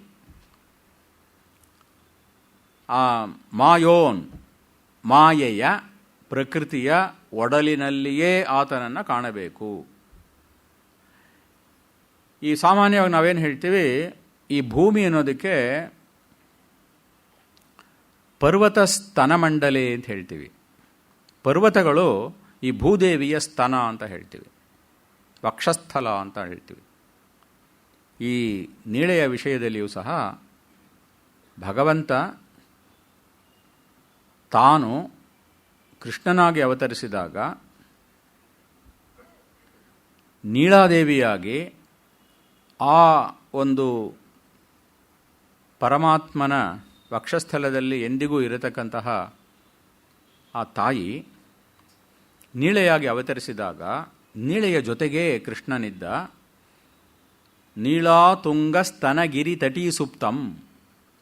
ಕೃಷ್ಣನನ್ನು ನೀನು ಎಬ್ಬಿಸಬೇಕಾದರೆ ಪ್ರಕೃತಿಯಿಂದಲೇ, ನಾನು ಎಲ್ಲೋ ಹೋಗಿ ಏನೋ ಮಾಡ್ತೀನಿ ಅಂತಲ್ಲ, ಇದೇ ಶರೀರದಿಂದಲೇ, ಶರೀರದಲ್ಲಿ ಇದ್ದು ಶರೀರದ ಮೂಲಕ ಮಾಯೆಯ ಮೂಲಕ ಮಾಯೆಯಲ್ಲಿ ಇರತಕ್ಕಂತಹ ಆ ವಸ್ತುವನ್ನು ತೆಗೆದು ನಾವು ಕಾಣಬೇಕು. ಇದನ್ನೇ ನಾನೇನೆ ತಂತ್ರ ಅಂತ ಹೇಳಿದ್ದು. ಇದೆಲ್ಲ ತಾಂತ್ರಿಕವಾಗಿರತಕ್ಕಂತಹ ಒಂದು ಯೋಗ ತಂತ್ರ. ಇವೆಲ್ಲವೂ ಸಹ ಪರಮಾತ್ಮನನ್ನು ನಾವು ಕಂಡುಕೊಳ್ಳಬೇಕಾದರೆ ನಮ್ಮಲ್ಲಿ ಅವನ್ನ ಕಾಣಬೇಕು. ಅದಕ್ಕೆ ನಮ್ಮಲ್ಲಿ ನಾವು ಕಾಣಬೇಕಾದ್ರೆ ಅವನು ಎಲ್ಲಿರ್ತಾನೆ ಅನ್ನೋದನ್ನು ಅರಿತುಕೊಳ್ಳಬೇಕು. ಅದನ್ನು ಹೇಳೋದು ನೀಳಾತುಂಗ ಸ್ತನಗಿರಿ ತಟಿ ಸುಪ್ತಂ. ಅವನು ಸುಪ್ತನಾಗಿರ್ತಾನೆ, ಅವನು ಎಬ್ಬಿಸಬೇಕು. ಈ ಶಕ್ತಿ ಅನ್ನೋದೇನಿರುತ್ತಲ್ಲ, ಈ ಮನುಷ್ಯ ಜೀವನದಲ್ಲಿ ನಮಗೆ ಭಗವಂತ ಕೊಟ್ಟಿರತಕ್ಕಂತಹ ಅಪಾರವಾದ ಶಕ್ತಿಯನ್ನು ನಾವು ಉಪಯೋಗಿಸ್ತಾ ಇಲ್ಲ, ಯಾವುದಕ್ಕೋ ಉಪಯೋಗಿಸ್ತಾ ಇದ್ದೀವಿ. ಆದರೆ ಯಾರಿಗೆ ಆ ಚೈತನ್ಯದ ಅವಶ್ಯಕತೆ ಇರುತ್ತೆ, ಯಾರು ಉತ್ತಮವಾದ ಕೆಲಸವನ್ನು ಮಾಡ್ತಾರೆ, ಅಂತಹವರಿಗೆ ಆ ಶಕ್ತಿಯ ಉದ್ಬೋಧನೆ ಆಗುತ್ತೆ. ಆ ಶಕ್ತಿಯ ಉದ್ಬೋಧನೆ ಮಾಡಬೇಕಾದ್ರೆ ಅದನ್ನು ಅದರ ಜಾಡು ತಿಳಿದುಕೊಳ್ಬೇಕು. ಆದ್ದರಿಂದ ಸಾಮಾನ್ಯ ಜನರಿಗೆ ಆ ಚೈತನ್ಯದ ಉದ್ಬೋಧನ, ಎಬ್ಬಿಸುವಿಕೆ, ಅದನ್ನು ಆಂಡಾಳ್ ಅಥವಾ ಗೋದೆ ಅಥವಾ ನೀಳೆಯ ಅವತಾರವಾಗಿರತಕ್ಕಂತಹ ಶ್ರೀದೇವಿಯ ಅವತಾರವಾಗಿರತಕ್ಕಂತಹ ಗೋದೆಯು ಈ 30 ಪಾಸುರಗಳಲ್ಲಿ ಹೇಳ್ತಾಳೆ ಅಂತ ಈ ತನಿಯಂ ಅಥವಾ ಈ ಪ್ರಾರ್ಥನಾ ಶ್ಲೋಕದಲ್ಲಿ ಹೇಳ್ತಾರೆ. ನೀಳಾತುಂಗ ಸ್ತನಗಿರಿ ತಟಿ ಸುಪ್ತಂ ಉದ್ಬೋಧ್ಯ ಎಬ್ಬಿಸಿ ಕೃಷ್ಣಂ ಪಾರಾರ್ಥ್ಯಂ ಸ್ವಂ ಶ್ರುತಿ ಶತ ಶಿರಸಿದ್ಧಂ ಅಧ್ಯಾಪಯಂತಿ. ಶ್ರುತಿ ಶತ ಶಿರಃ. ಶ್ರುತಿ ಶಿರಃ ಅಂತ ಹೇಳಿದರೆ ವೇದಾಂತ. ಶತ ಅಂದರೆ 100 ವೇದ ವಾಂಗ್ಮಯದಲ್ಲಿ, ವೇದೋಕ್ತಿಗಳಲ್ಲಿ, ವೇದ ಶ್ರೀ ಸೂಕ್ತಿಗಳಲ್ಲಿ ಹೇಳಿರತಕ್ಕಂತಹ ಮಾತು ಏನಪ್ಪ ಅಂತ ಹೇಳಿದ್ರೆ, ಶತಸಿದ್ಧವಾಗಿರೋದು ಅಥವಾ ಶ್ರುತಿ ಶಿರ ಸಿದ್ಧವಾಗಿರತಕ್ಕಂಥದ್ದು ಯಾವುದಪ್ಪ ಅಂದರೆ ವೇದಾಂತ ಸಿದ್ಧವಾಗಿರೋದು ಸ್ವಂ ಪಾರಾರ್ಥ್ಯಂ. ಪ್ರತಿಯೊಬ್ಬ ಜೀವಿಯೂ ಸಹ ಪರಾರ್ಥವನಾಗಿರುತ್ತಾನೆ. ಪರ ಅಂದರೆ 2 ಅರ್ಥ. ಪರ ಅಂದರೆ ಬೇರೆಯವರಿಗೆ ಅಂತನೂ ಅರ್ಥ ಆಗುತ್ತೆ, ಜಗತ್ತಿಗೆ ಅಂತನೂ ಅರ್ಥ ಆಗುತ್ತೆ. ಪರವಸ್ತು ಅಂದರೆ ಭಗವಂತ ಅಂತನೂ ಅರ್ಥ ಆಗುತ್ತೆ. ಭಗವಂತ ಬೇರೆ ಅಲ್ಲ, ಜಗತ್ತು ಬೇರೆ ಅಲ್ಲ. ಇದನ್ನು ಚೆನ್ನಾಗಿ ತಿಳ್ಕೋಬೇಕು. ಭಗವಂತನನ್ನು ಬಿಟ್ಟು ಜಗತ್ತು ಅನ್ನೋದು ಇಲ್ಲ. ಬ್ರಹ್ಮ ಸತ್ಯಂ ಜಗನ್ ಮಿಥ್ಯ ಅಂದರೆ ಏನಪ್ಪ ಅರ್ಥ ಅಂದರೆ, ಬ್ರಹ್ಮನನ್ನು ಬಿಟ್ಟಿರತಕ್ಕಂತಹ ಬ್ರಹ್ಮನಿಲ್ಲದ ಜಗತ್ತಿಲ್ಲ ಅಂತ ಅಷ್ಟೆ. ನಾವು ತಪ್ಪಾಗಿ ತಿಳ್ಕೊಂಡು ಶಂಕರಾಚಾರ್ಯರ ಮೇಲೆ ತಪ್ಪು ಹಾಕಬಾರ್ದು. ನಮ್ಮ ಇದು ಅಜ್ಞಾನ ಅಷ್ಟೆ. ಬ್ರಹ್ಮ ಸತ್ಯಂ. ಅಪ್ಪ, ಈ ಒಂದು ಕಾಣ್ತಾ ಇರ್ತಕ್ಕಂಥ ಜಗತ್ತಿದೆಯಲ್ಲ, ಇದು ಬ್ರಹ್ಮಾತ್ಮಕವಾದದ್ದು, ಬ್ರಹ್ಮಪೋಷಿತವಾದದ್ದು. ಆಂತರ್ಯದಲ್ಲಿ ಭಗವತ್ ಶಕ್ತಿ ಇದೆ. ನಿನಗೆ ಆಂತರ್ಯಕ್ಕೆ ಹೋಗೋಕ್ಕೆ ಆಗೋಲ್ಲ, ಹೊರಗಡೆನೇ ನೋಡ್ತಾ ಇತ್ತು ಅಂತ ಹೇಳಿದ್ರೆ ನಿನಗೆ ಅದರ ಅರಿವು ಉಂಟಾಗೋದಿಲ್ಲ. ಆದರೆ ಅದಿಲ್ಲದ ಜಗತ್ತಿಲ್ಲ. ಅಲ್ಲಿಗೇನಾಯಿತು, ಈ ಒಂದು ತತ್ವವನ್ನು ಅರಿಯಬೇಕಾದರೆ, ಭಗವದ್ ಅನುಭವ ಉಂಟಾಗಬೇಕಾದರೆ ನಿಮ್ಮ ಚಿಂತನೆ ಬೇರೆ ಆಗಬೇಕು, ನಿಮ್ಮ ರೂಢಿಗಳು ಬೇರೆ ಆಗಬೇಕು, ನಿಮ್ಮ ಪ್ರತಿದಿನದ ಭಗವಂತನನ್ನು ನೋಡುವ ಅಥವಾ ಜಗತ್ತನ್ನು ಕಾಣತಕ್ಕಂತಹ ದರ್ಶನ ಬೇರೆ ಆಗಬೇಕು. ಆಗ ಸ್ವಲ್ಪ ಸ್ವಲ್ಪವಾಗಿ ನಿಮಗೆ ಗೊತ್ತಾಗುತ್ತೆ, ಅನುಭವವಾಗುತ್ತೆ, ಪ್ರತಿಯೊಬ್ಬರಿಗೂ ಆಗತಕ್ಕಂಥದ್ದು. ಈ ಆಸೆ ಯಾರಿಗಿರುತ್ತೋ ಅವರೆಲ್ಲರೂ ಬನ್ನಿ ಅಂತ ಕರೀತಾರೆ. ನೀಳಾತುಂಗ ಸ್ತನಗಿರಿತಟಿ ಸುಪ್ತಮುದ್ಬೋಧ್ಯ ಕೃಷ್ಣಂ ಪಾರಾರ್ಥ್ಯಂ ಸ್ವಂ. ಪರಾರ್ಥ ಭಗವಂತನಿಗೋಸ್ಕರ ನಾನಿರೋದು ಅಥವಾ ಜಗತ್ತಿಗೋಸ್ಕರ ನಾನಿರೋದು. ಅಥವಾ ಪೂರ್ಣಂ ಪರಿಪೂರ್ಣಂ, ಈ ಬ್ರಹ್ಮತತ್ವ ಅನ್ನೋದೇನಿದೆ, ಈ ಜಗತ್ತು ಅಥವಾ ಸೃಷ್ಟಿ ಅನ್ನೋದೇನಿದೆ, ಪರಿಪೂರ್ಣವಾಗಿರತಕ್ಕಂತಹ ಈ ಜಗತ್ತಿಗೋಸ್ಕರ ಪ್ರತಿಯೊಬ್ಬ ವ್ಯಕ್ತಿಯೂ ಸಹ ತನ್ನ ಪಾಲು, ಈಶಾವಾಸ್ಯಮಿದಂ ಸರ್ವಂ ಯತ್ಕಿಂಚ ಜಗತ್ಯಾಂ ಜಗತಿ, ಇದನ್ನು ತಿಳ್ಕೊಳ್ಳಿ. ಪಾರಾರ್ಥ್ಯಂ ಸ್ವಂ ಶ್ರುತಿಶರ ಸಿದ್ಧಂ ಅಧ್ಯಾಪಯಂತಿ. ಈಕೆ ಅಧ್ಯಾಪಿಕೆ, ಅಧ್ಯಾಪನೆ, ಎಲ್ರಿಗೂ ಪಾಠ ಹೇಳ್ಕೊಡ್ತಾ ಇದ್ದಾಳೆ. ಈಕೆ ಏನು ಮಾಡಿದ್ಲು? ಸ್ವೋಚ್ಛಿಷ್ಟಾಯಾಂ ಸೃಜಿ. ಈ ಕಥೆ ಹೇಳಿದ್ದೀನಿ ನಾನು. ತಾನು ತನ್ನ ಮೇಲೆ ಹಾಕಿಕೊಂಡಿರತಕ್ಕಂತಹ ಹಾರವನ್ನು ತಂದೆಯು ಕಾಣದ ಹಾಗೆ ತಾನು ಅಲಂಕರಿಸಿಕೊಂಡು ಆ ಹಾರವನ್ನು ಮತ್ತೆ ಸುತ್ತಿಟ್ಟಾಗ ಆ ಹಾರವನ್ನು ಭಗವಂತನಿಗೆ ಅವರ ತಂದೆ ಅರ್ಪಿಸದೆ ಮಗಳ ಮೇಲೆ ಕೋಪ ಮಾಡಿಕೊಂಡು, ಭಗವಂತ ನಿನಗೆ ಬೇರೆ ಹಾರವನ್ನು ಅರ್ಪಿಸ್ತೀನಿ ಅಂತ ಹೇಳಿದರೆ, ಅವರಿಗೆ ಸ್ವಪ್ನದಲ್ಲಿ ಅದೇ ರಂಗನಾಥ ಶ್ರೀವಿಲ್ಲಿಪುತ್ತೂರಿನಲ್ಲಿ ಮಲಗಿರ್ತಕ್ಕಂತಹ ರಂಗನಾಥ ಸ್ವಪ್ನದಲ್ಲಿ ಬಂದು ನನಗೆ ಆ ಮಗು ಉಪಯೋಗಿಸಿರತಕ್ಕಂತಹ ಹಾರ ನನಗೆ ಬೇಕು ಅಂತ ಹೇಳಿದ್ರಂತೆ. ಅದರಲ್ಲಿ ಒಂದು ಪರಿಮಳ ಇದೆ ಅಂತ. ಇದನ್ನು ನಾವು ರಾಮಾಯಣದಲ್ಲಿ ಕಚ್ಚಿಕೊಟ್ಟ ಒಂದು ಹಣ್ಣನ್ನು ಶಬರಿ ಕೊಟ್ಲು ಅಂತ ಹೇಳ್ತೀವಲ್ಲ, ಇದು ಒಂದು ಪ್ರೇಮದ ಭಾಷೆ, ಅಂತರಂಗದ ಭಾಷೆ, ಅನುಭವದ ಭಾಷೆ. ಇದು ಒಂದು ಯಾವ ಭಾಷೆ ಅಂದರೆ ಒಂದು ಭಾವನೆಯ ಭಾಷೆ. ವೇದದಲ್ಲಿ ಹೇಳತಕ್ಕಂಥದ್ದು ವಿಧಿ ನಿಷೇಧಗಳು, ಹೀಗೆ ಮಾಡಬೇಕು ಹಾಗೆ ಮಾಡಬಾರ್ದು ಅಂತ ಹೇಳಿ. ಈ ಪ್ರೇಮದ ಒಂದು ಭಾಷೆ ಏನು ಅಂತ ಹೇಳಿದ್ರೆ, ಪ್ರೇಮದಲ್ಲಿ ವಿಧಿ ನಿಷೇಧಗಳಿಲ್ಲ. ಒಲವು, ಅರಿವು ಅನ್ನೋದು ಬೇರೆ, ಒಲವು ಅನ್ನೋದು ಬೇರೆ. ಒಲವಿನಿಂದ ಬರತಕ್ಕಂತಹ ಅರಿವು ಬೇರೆ, ಕೇವಲ ಅರಿವು ಬೇರೆ.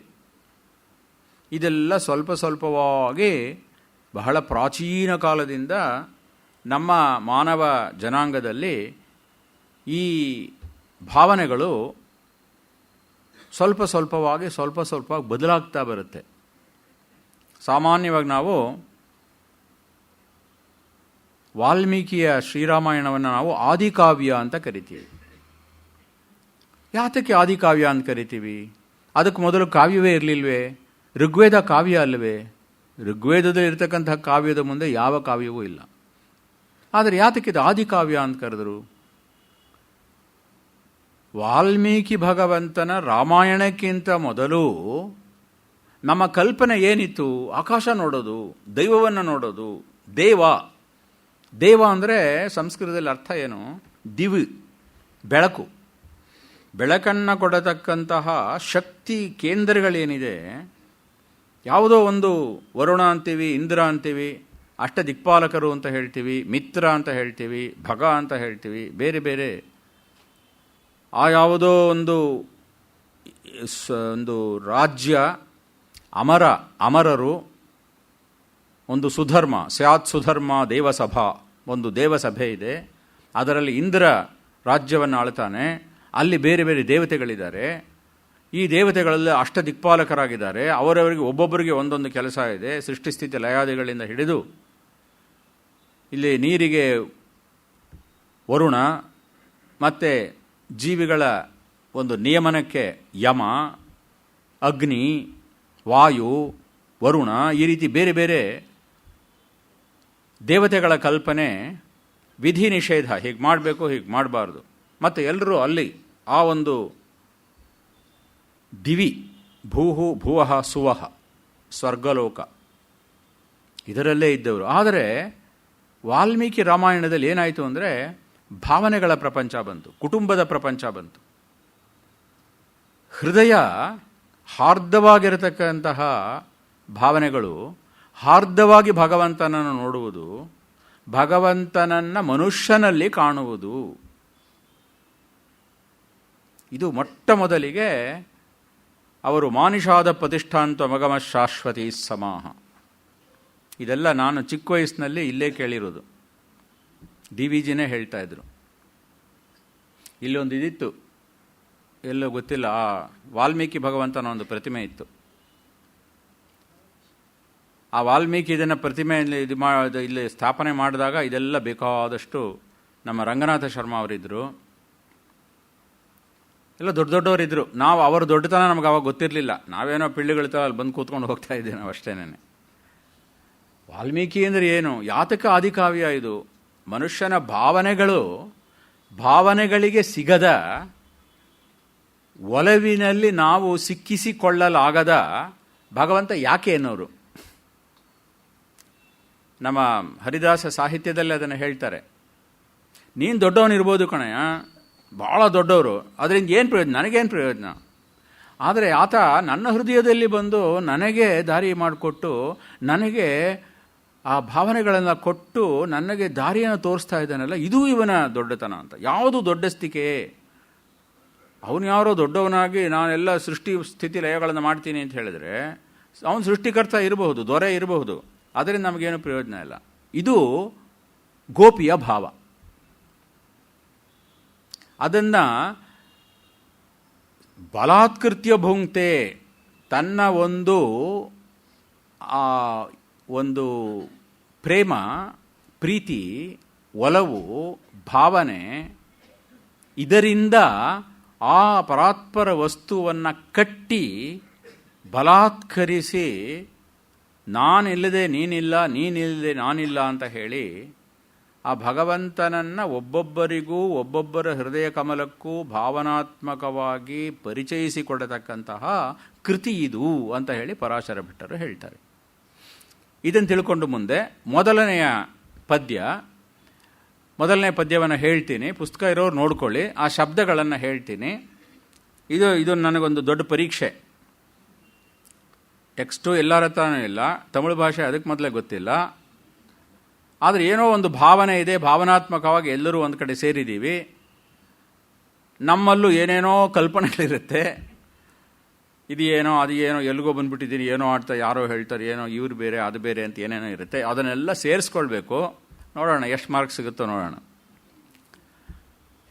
ಮಾರ್ಹಳಿ ತಿಂಗಳ್ ಮದಿನಿರೆಯಿಂದ ನನ್ನಾಳಾಲ್ நீராடப் போதுமினோ நீரழையீர் சீர்மல்கும் ஆய்ப்பாடி செல்வச் சிறுமேறுகாள் கூர்வேல் கொடுந்தொழனன் நந்தகோபன் குமரன் ஏறார்ந்த ஹெண் யசோத இளம் சிங்கம் கார்மேனிச் சங்கன் கதிர்மதியன் போல் முகத்தான் நாராயணனே நமக்கே பறை தருவான் ಪಾರೋರು ಪುಹಳಪ್ ಪಡಿಂದೇರೋರೆಂಬಾವಾಯ್. ಇದು ಎಂಪಾವಾಯ್ ಅನ್ನೋದು ಒಂದು ಪಲ್ಲವಿ.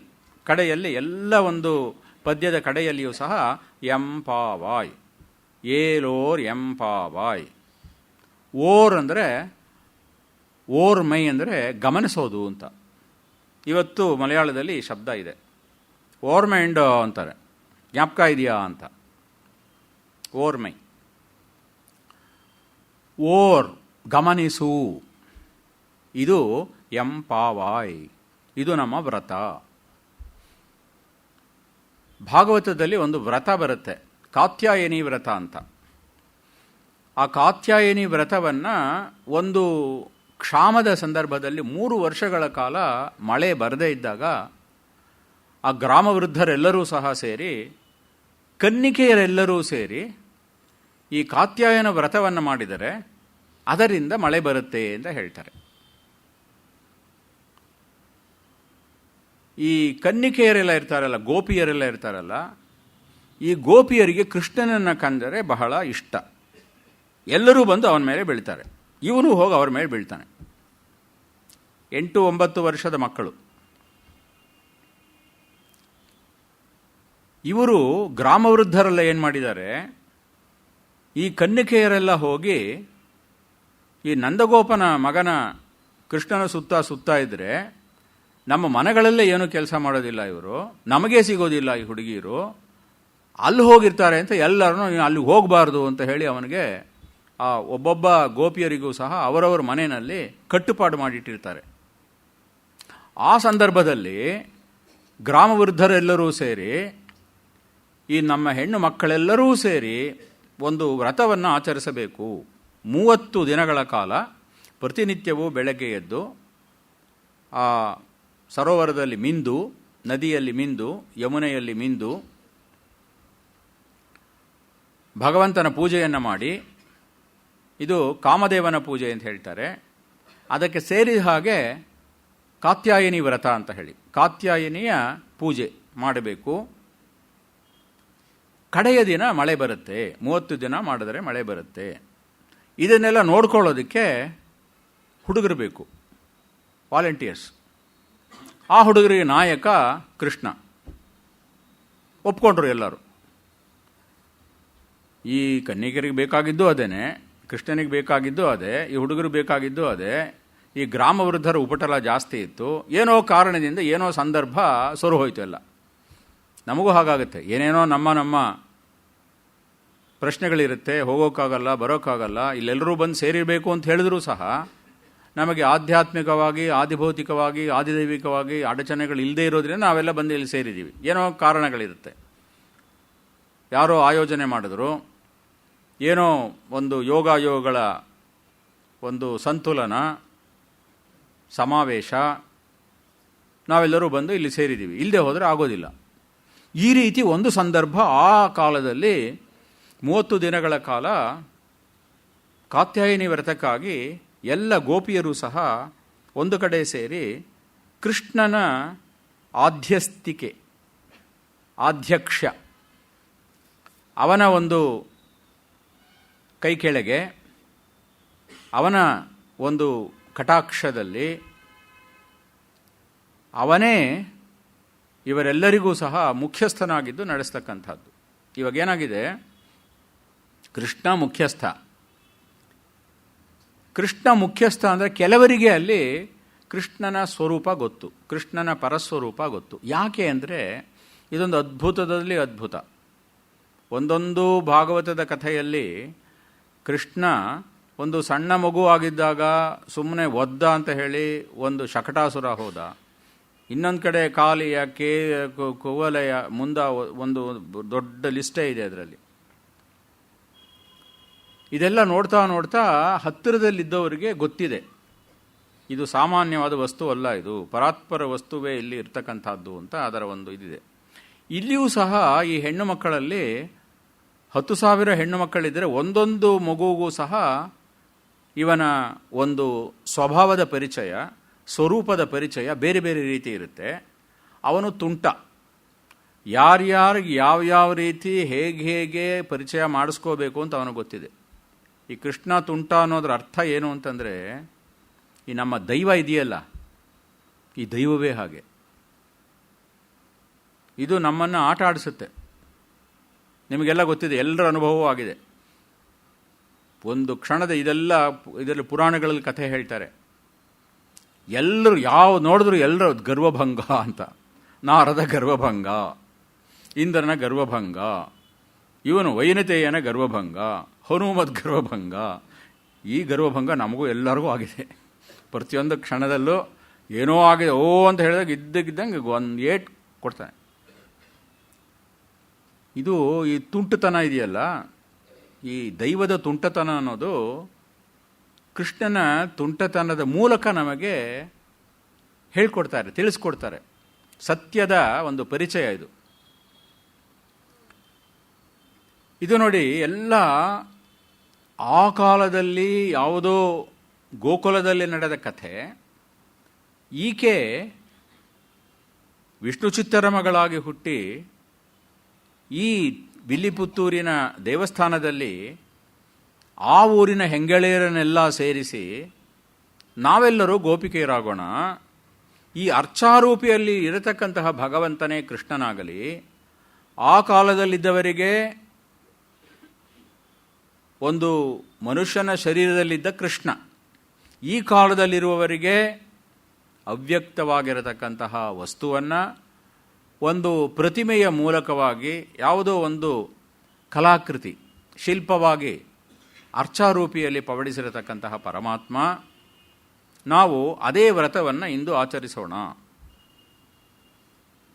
ಇದು ಪರಾಶರ ಭಟ್ಟರು ಹೇಳೋದೇನಂತಂದರೆ, ಯಾವುದೋ ಯಾವಾಗಲೂ ಈ ಗೋಕುಲದಲ್ಲಿ ಕೃಷ್ಣನ ಕಥೆ, ಮತ್ತು ಯಾವಾಗಲೂ ವಿಷ್ಣು ಚಿತ್ತರ ಮಗಳಾಗಿ ಹುಟ್ಟಿರತಕ್ಕಂತಹ ಗೋದೆ ಅಥವಾ ಆಂಡಾಳ್ ನೀಳೆಯ ಅವತಾರವಾಗಿರತಕ್ಕಂತಹ ಆ ಒಂದು ಹೆಣ್ಣು ಮಗಳ ಕಥೆಯಲ್ಲ. ನೋಡಿ, ಪರಾತ್ಪರ ವಸ್ತು, ಪರಬ್ರಹ್ಮ ವಸ್ತು ಒಂದೇ ಇರೋದು. ಈತ ಪುರುಷೋತ್ತಮ. ಮಿಕ್ಕ ಎಲ್ಲ ಜೀವಿಗಳೂ ಸಹ ಆಂಡಾಳ್. ಪ್ರತಿಯೊಂದು ಜೀವಿಯೂ ಸಹ ಭಾವನಾತ್ಮಕವಾಗಿ ಹಾರ್ದವಾಗಿ ಸ್ಪಂದಿಸಬೇಕಾದರೆ ಪುರುಷತ್ವವನ್ನು ಬಿಡಬೇಕು, ಪೌರುಷವನ್ನು ಬಿಡಬೇಕು. ಬ್ರಹ್ಮಸತ್ಯಂ ಜಗನ್ಮಿಥ್ಯ ಅಂದ್ರೇನು? ಪುರುಷ ಒಬ್ಬ. ಮತ್ತೆ ಪ್ರತಿಯೊಂದು ಜೀವಿಯೂ ಸಹ ಅವನನ್ನು ಪ್ರೇಮಿಸಬೇಕು. ಒಂದು ಹೆಣ್ಣು ಒಬ್ಬ ಪುರುಷನನ್ನು ಯಾವ ರೀತಿ ತನ್ನ ಬಲೆಯಲ್ಲಿ ಇಟ್ಟುಕೊಳ್ಳಬಹುದು ಅಂತ ಹೇಳಿದರೆ, ಭಾವನಾತ್ಮಕವಾಗಿ. ಅದಕ್ಕೆ ಒಲವು ಬೇಕು, ಸಮರ್ಪಣೆ ಬೇಕು, ಅರ್ಪಣೆ ಬೇಕು. ಈ ಸ್ತ್ರೀಲಿಂಗ ಪುಲ್ಲಿಂಗ ಅಂತ ಹೇಳೋದು ಇದು ನಮ್ಮ ವ್ಯಾಕರಣದ ಸ್ತ್ರೀಲಿಂಗ ಪುಲ್ಲಿಂಗ ಅಲ್ಲ, ಅಥವಾ ಈ ಶರೀರದಲ್ಲಿ ನಾವು ಲಿಂಗದ ವ್ಯತ್ಯಾಸ ಅಂತ ಕಾಣ್ತೀವಿ, ಅಥವಾ ಸ್ತ್ರೀ ಪುಮಾನ್, ಗಂಡು ಹೆಣ್ಣು ಅಂತ ಯಾವುದೋ ಒಂದು ಈ ಬಯಾಲಜಿ ಈ ಭೇದ ಅಲ್ಲ. ಸ್ತ್ರೀ ಅನ್ನೋದು ಪುಮಾನ್ ಅನ್ನೋದು ಇದೇನೇ ನಾ ಹೇಳಿದ್ದು. ಏನು, ಈ ಒಂದು ಶಬ್ದಗಳಿರುತ್ತಲ್ಲ, ಆ ಶಬ್ದಗಳ ಸಂಕೇತ ಏನು ಅಂದರೆ ಮೌಲ್ಯಗಳು. ಪುರುಷ ಅಂದರೆ ಏನು, ಸ್ತ್ರೀ ಅಂದರೆ ಏನು? ನಮ್ಮ ಕಾವ್ಯಗಳಲ್ಲಿ ಮತ್ತು ಕೆಲವು ಸ್ತ್ರೀ ಲಕ್ಷಣಗಳು ಅಂತ ಇರುತ್ತೆ, ಪುರುಷ ಲಕ್ಷಣಗಳು ಅಂತ ಇರುತ್ತೆ, ಸಾಮುದ್ರಿಕೆ ಅಂತ ಇದೆ. ಇದೆಲ್ಲ ನಮ್ಮ ಶಾಸ್ತ್ರಗಳು, ಸತ್ಯವಾದ ಶಾಸ್ತ್ರಗಳು. ಅದನ್ನು ನಾವೆಲ್ಲ ಗೋಲ್ಮಾಲ್ ಮಾಡಿ ಏನು ಗೊತ್ತಿಲ್ಲದೇನೆ ತಪ್ಪಾಗಿ ತಿಳ್ಕೊಂಡು ನಮ್ಮದೇ ಪ್ರವಚನ ಕೊಟ್ಕೊಂಡು ನಮ್ಮ ಸ್ವಂತಿಕೆ ಎಲ್ಲ ಹಾಳು ಮಾಡ್ಕೊಂಡಿದ್ದೀವಿ. ಆದರೆ ಸಾಮುದ್ರಿಕ ಶಾಸ್ತ್ರ ಅಂತ ಇದೆ, ಸ್ತ್ರೀ ಲಕ್ಷಣ ಅಂತ ಇದೆ, ಪುರುಷ ಲಕ್ಷಣ ಅಂತ ಇದೆ. ಕೆಲವು ಸ್ತ್ರೀಯರಲ್ಲಿ ಪುರುಷ ಲಕ್ಷಣಗಳು ಇರೋದು ಉಂಟು, ಕೆಲವು ಪುರುಷರಲ್ಲಿ ಸ್ತ್ರೀ ಲಕ್ಷಣಗಳು ಇರೋದು ಉಂಟು. ಅಲ್ಲಿಗೆ ಸ್ತ್ರೀ ಲಕ್ಷಣ ಅಂದ್ರೇನು, ಪುರುಷ ಲಕ್ಷಣ ಅನ್ನೋದೇನು? ಅಂದರೆ ನಮ್ಮ ಭಾವನಾತ್ಮಕವಾಗಿ ಶಾಸ್ತ್ರಗಳಲ್ಲಿ ಅಧ್ಯಯನ ಮಾಡಿ ನಾವು ತಿಳ್ಕೋಬೇಕಾದೇನಪ್ಪ ಅಂತ ಹೇಳಿದ್ರೆ, ಒಂದೇ ಒಂದು ಪರಾತ್ಪರ ವಸ್ತು, ಇದೊಂದೇ ಪುರುಷ. ಜೀವಿಗಳೆಲ್ಲರೂ ಸಹ ತಾನು ತನ್ನನ್ನು ಆ ಪರಮಪುರುಷನಿಗೆ ಅರ್ಪಿಸಿಕೊಳ್ಳಬೇಕು. ಸಮರ್ಪಣಾ ಭಾವ ಎಲ್ಲಿದೆ, ಭಾವನಾತ್ಮಕವಾಗಿರತಕ್ಕಂತಹ ಒಲವು ಎಲ್ಲಿರುತ್ತೆ, ಆಂತರಿಕವಾಗಿರತಕ್ಕಂತಹ ವೈಯಕ್ತಿಕ ಸಮರ್ಪಣೆ, ಆತ್ಮ ಸಮರ್ಪಣೆ ಎಲ್ಲಿರುತ್ತೆ, ಅಲ್ಲಿ ಸ್ತ್ರೀತ್ವ ಬರುತ್ತೆ. ಈ ಆಂಡಾಳ್ ಸ್ವಾಭಾವಿಕವಾಗಿಯೇ ಸ್ತ್ರೀಯಾಗಿ ತನ್ನನ್ನು ತಾನು ಭಗವಂತನಲ್ಲಿ ಅರ್ಪಿಸಿಕೊಂಡು ಪ್ರತಿಯೊಬ್ಬ ಜೀವಿಗೂ ಸಹ ತಾನು ಮಾರ್ಗದರ್ಶಕಳಾಗಿದ್ದುಕೊಂಡು, ಅಪ್ಪ ನಿಮ್ಮ ಆತ್ಮ ಸಮರ್ಪಣವನ್ನು ಇಲ್ಲಿ ಮಾಡಿಕೊಳ್ಳಿ ಈ ಪರಮಪುರುಷನ ಹತ್ತಿರ ಅಂತ ಹೇಳತಕ್ಕಂತಹ ಒಂದು ಕಾವ್ಯ ಇದು. ಇದಕ್ಕೆ ಕಾಲ ಅನ್ನೋದು ಬಹಳ ಮುಖ್ಯ. ಆಯಾ ಕಾಲದಲ್ಲಿ ಪರಮಾತ್ಮ ಆಯಾ ಜೀವಕ್ಕೆ ಆಯಾ ಬುದ್ಧಿಯನ್ನು ಕೊಡ್ತಾನೆ. ಬೌದ್ಧಿಕವಾಗಿ ನಮ್ಮ ಶಾಸ್ತ್ರದಲ್ಲಿ ಹೇಳೋದೇನಂತಂದರೆ, ನದೇವಾ ದಂಡಮಾದಾಯ ಪಶುವತ್ ಪರಿಪಾಲಯಂತಿ. ಈ ದೊಣ್ಣೆ ಹಿಡ್ಕೊಂಡು ದನಗಳನ್ನು ಓಡಿಸೋ ಹಾಗೆ ದೇವತೆಗಳು ನಮ್ಮನ್ನು ಆಳೋದಿಲ್ಲ. ಯಸ್ಯ ಅನುಗ್ರಹಮಿಚ್ಛಂತಿ ಬುದ್ಧಿಯ ಸಂಯೋಜಯಂತಿ ತಂ. ಯಾರಿಗೆ ಅನುಗ್ರಹವನ್ನು ಮಾಡಬೇಕು ಅಂತ ಹೇಳಿ ದೈವದ ಒಂದು ಚಿಂತನೆ ಇರುತ್ತೆ, ನಿಯಮ ಇರುತ್ತೆ, ಅವನ ಬುದ್ಧಿಯನ್ನು ಮಾರ್ಪಡಿಸುತ್ತೆ ಅಂತ ಹೇಳ್ತಾರೆ. ದೈವ ತನ್ನ ಕೆಲಸ ಮಾಡ್ಕೊಳ್ಳೋದಕ್ಕೆ ಯಾರಿಗೆ ಯಾವ ಸಮಯದಲ್ಲಿ ಏನು ಬುದ್ಧಿ ಕೊಡುತ್ತೆ ನನಗೇ ಗೊತ್ತಿಲ್ಲ, ಮುಂದಿನ ಕ್ಷಣದಲ್ಲಿ ಏನಾಗುತ್ತೆ ಗೊತ್ತಿಲ್ಲ. ತುಂಟ ಯಾವ ಸಮಯದಲ್ಲಿ ಏನು ಬೇಕಾರಾಗ್ಬೋದು. ಇದನ್ನು ಹೇಳ್ತಾರೆ ನಮ್ಮಲ್ಲಿ, ಸರ್ವೇ ವ್ಯಾಸಸಮಾದ್ವಿಜಾಹ ಅಂತ. ಪರೋಪದೇಶ ವೇಳಾಯಾಮ್, ಇನ್ನೊಬ್ರಿಗೆ ಉಪದೇಶ ಮಾಡೋ ಸಮಯದಲ್ಲಿ ಸರ್ವೇ ವ್ಯಾಸ ಸಮಾದ್ವಿಜಾಹ, ಎಲ್ಲರೂ ವ್ಯಾಸರಾಗ್ಬಿಡ್ತಾರೆ ಅಂತ.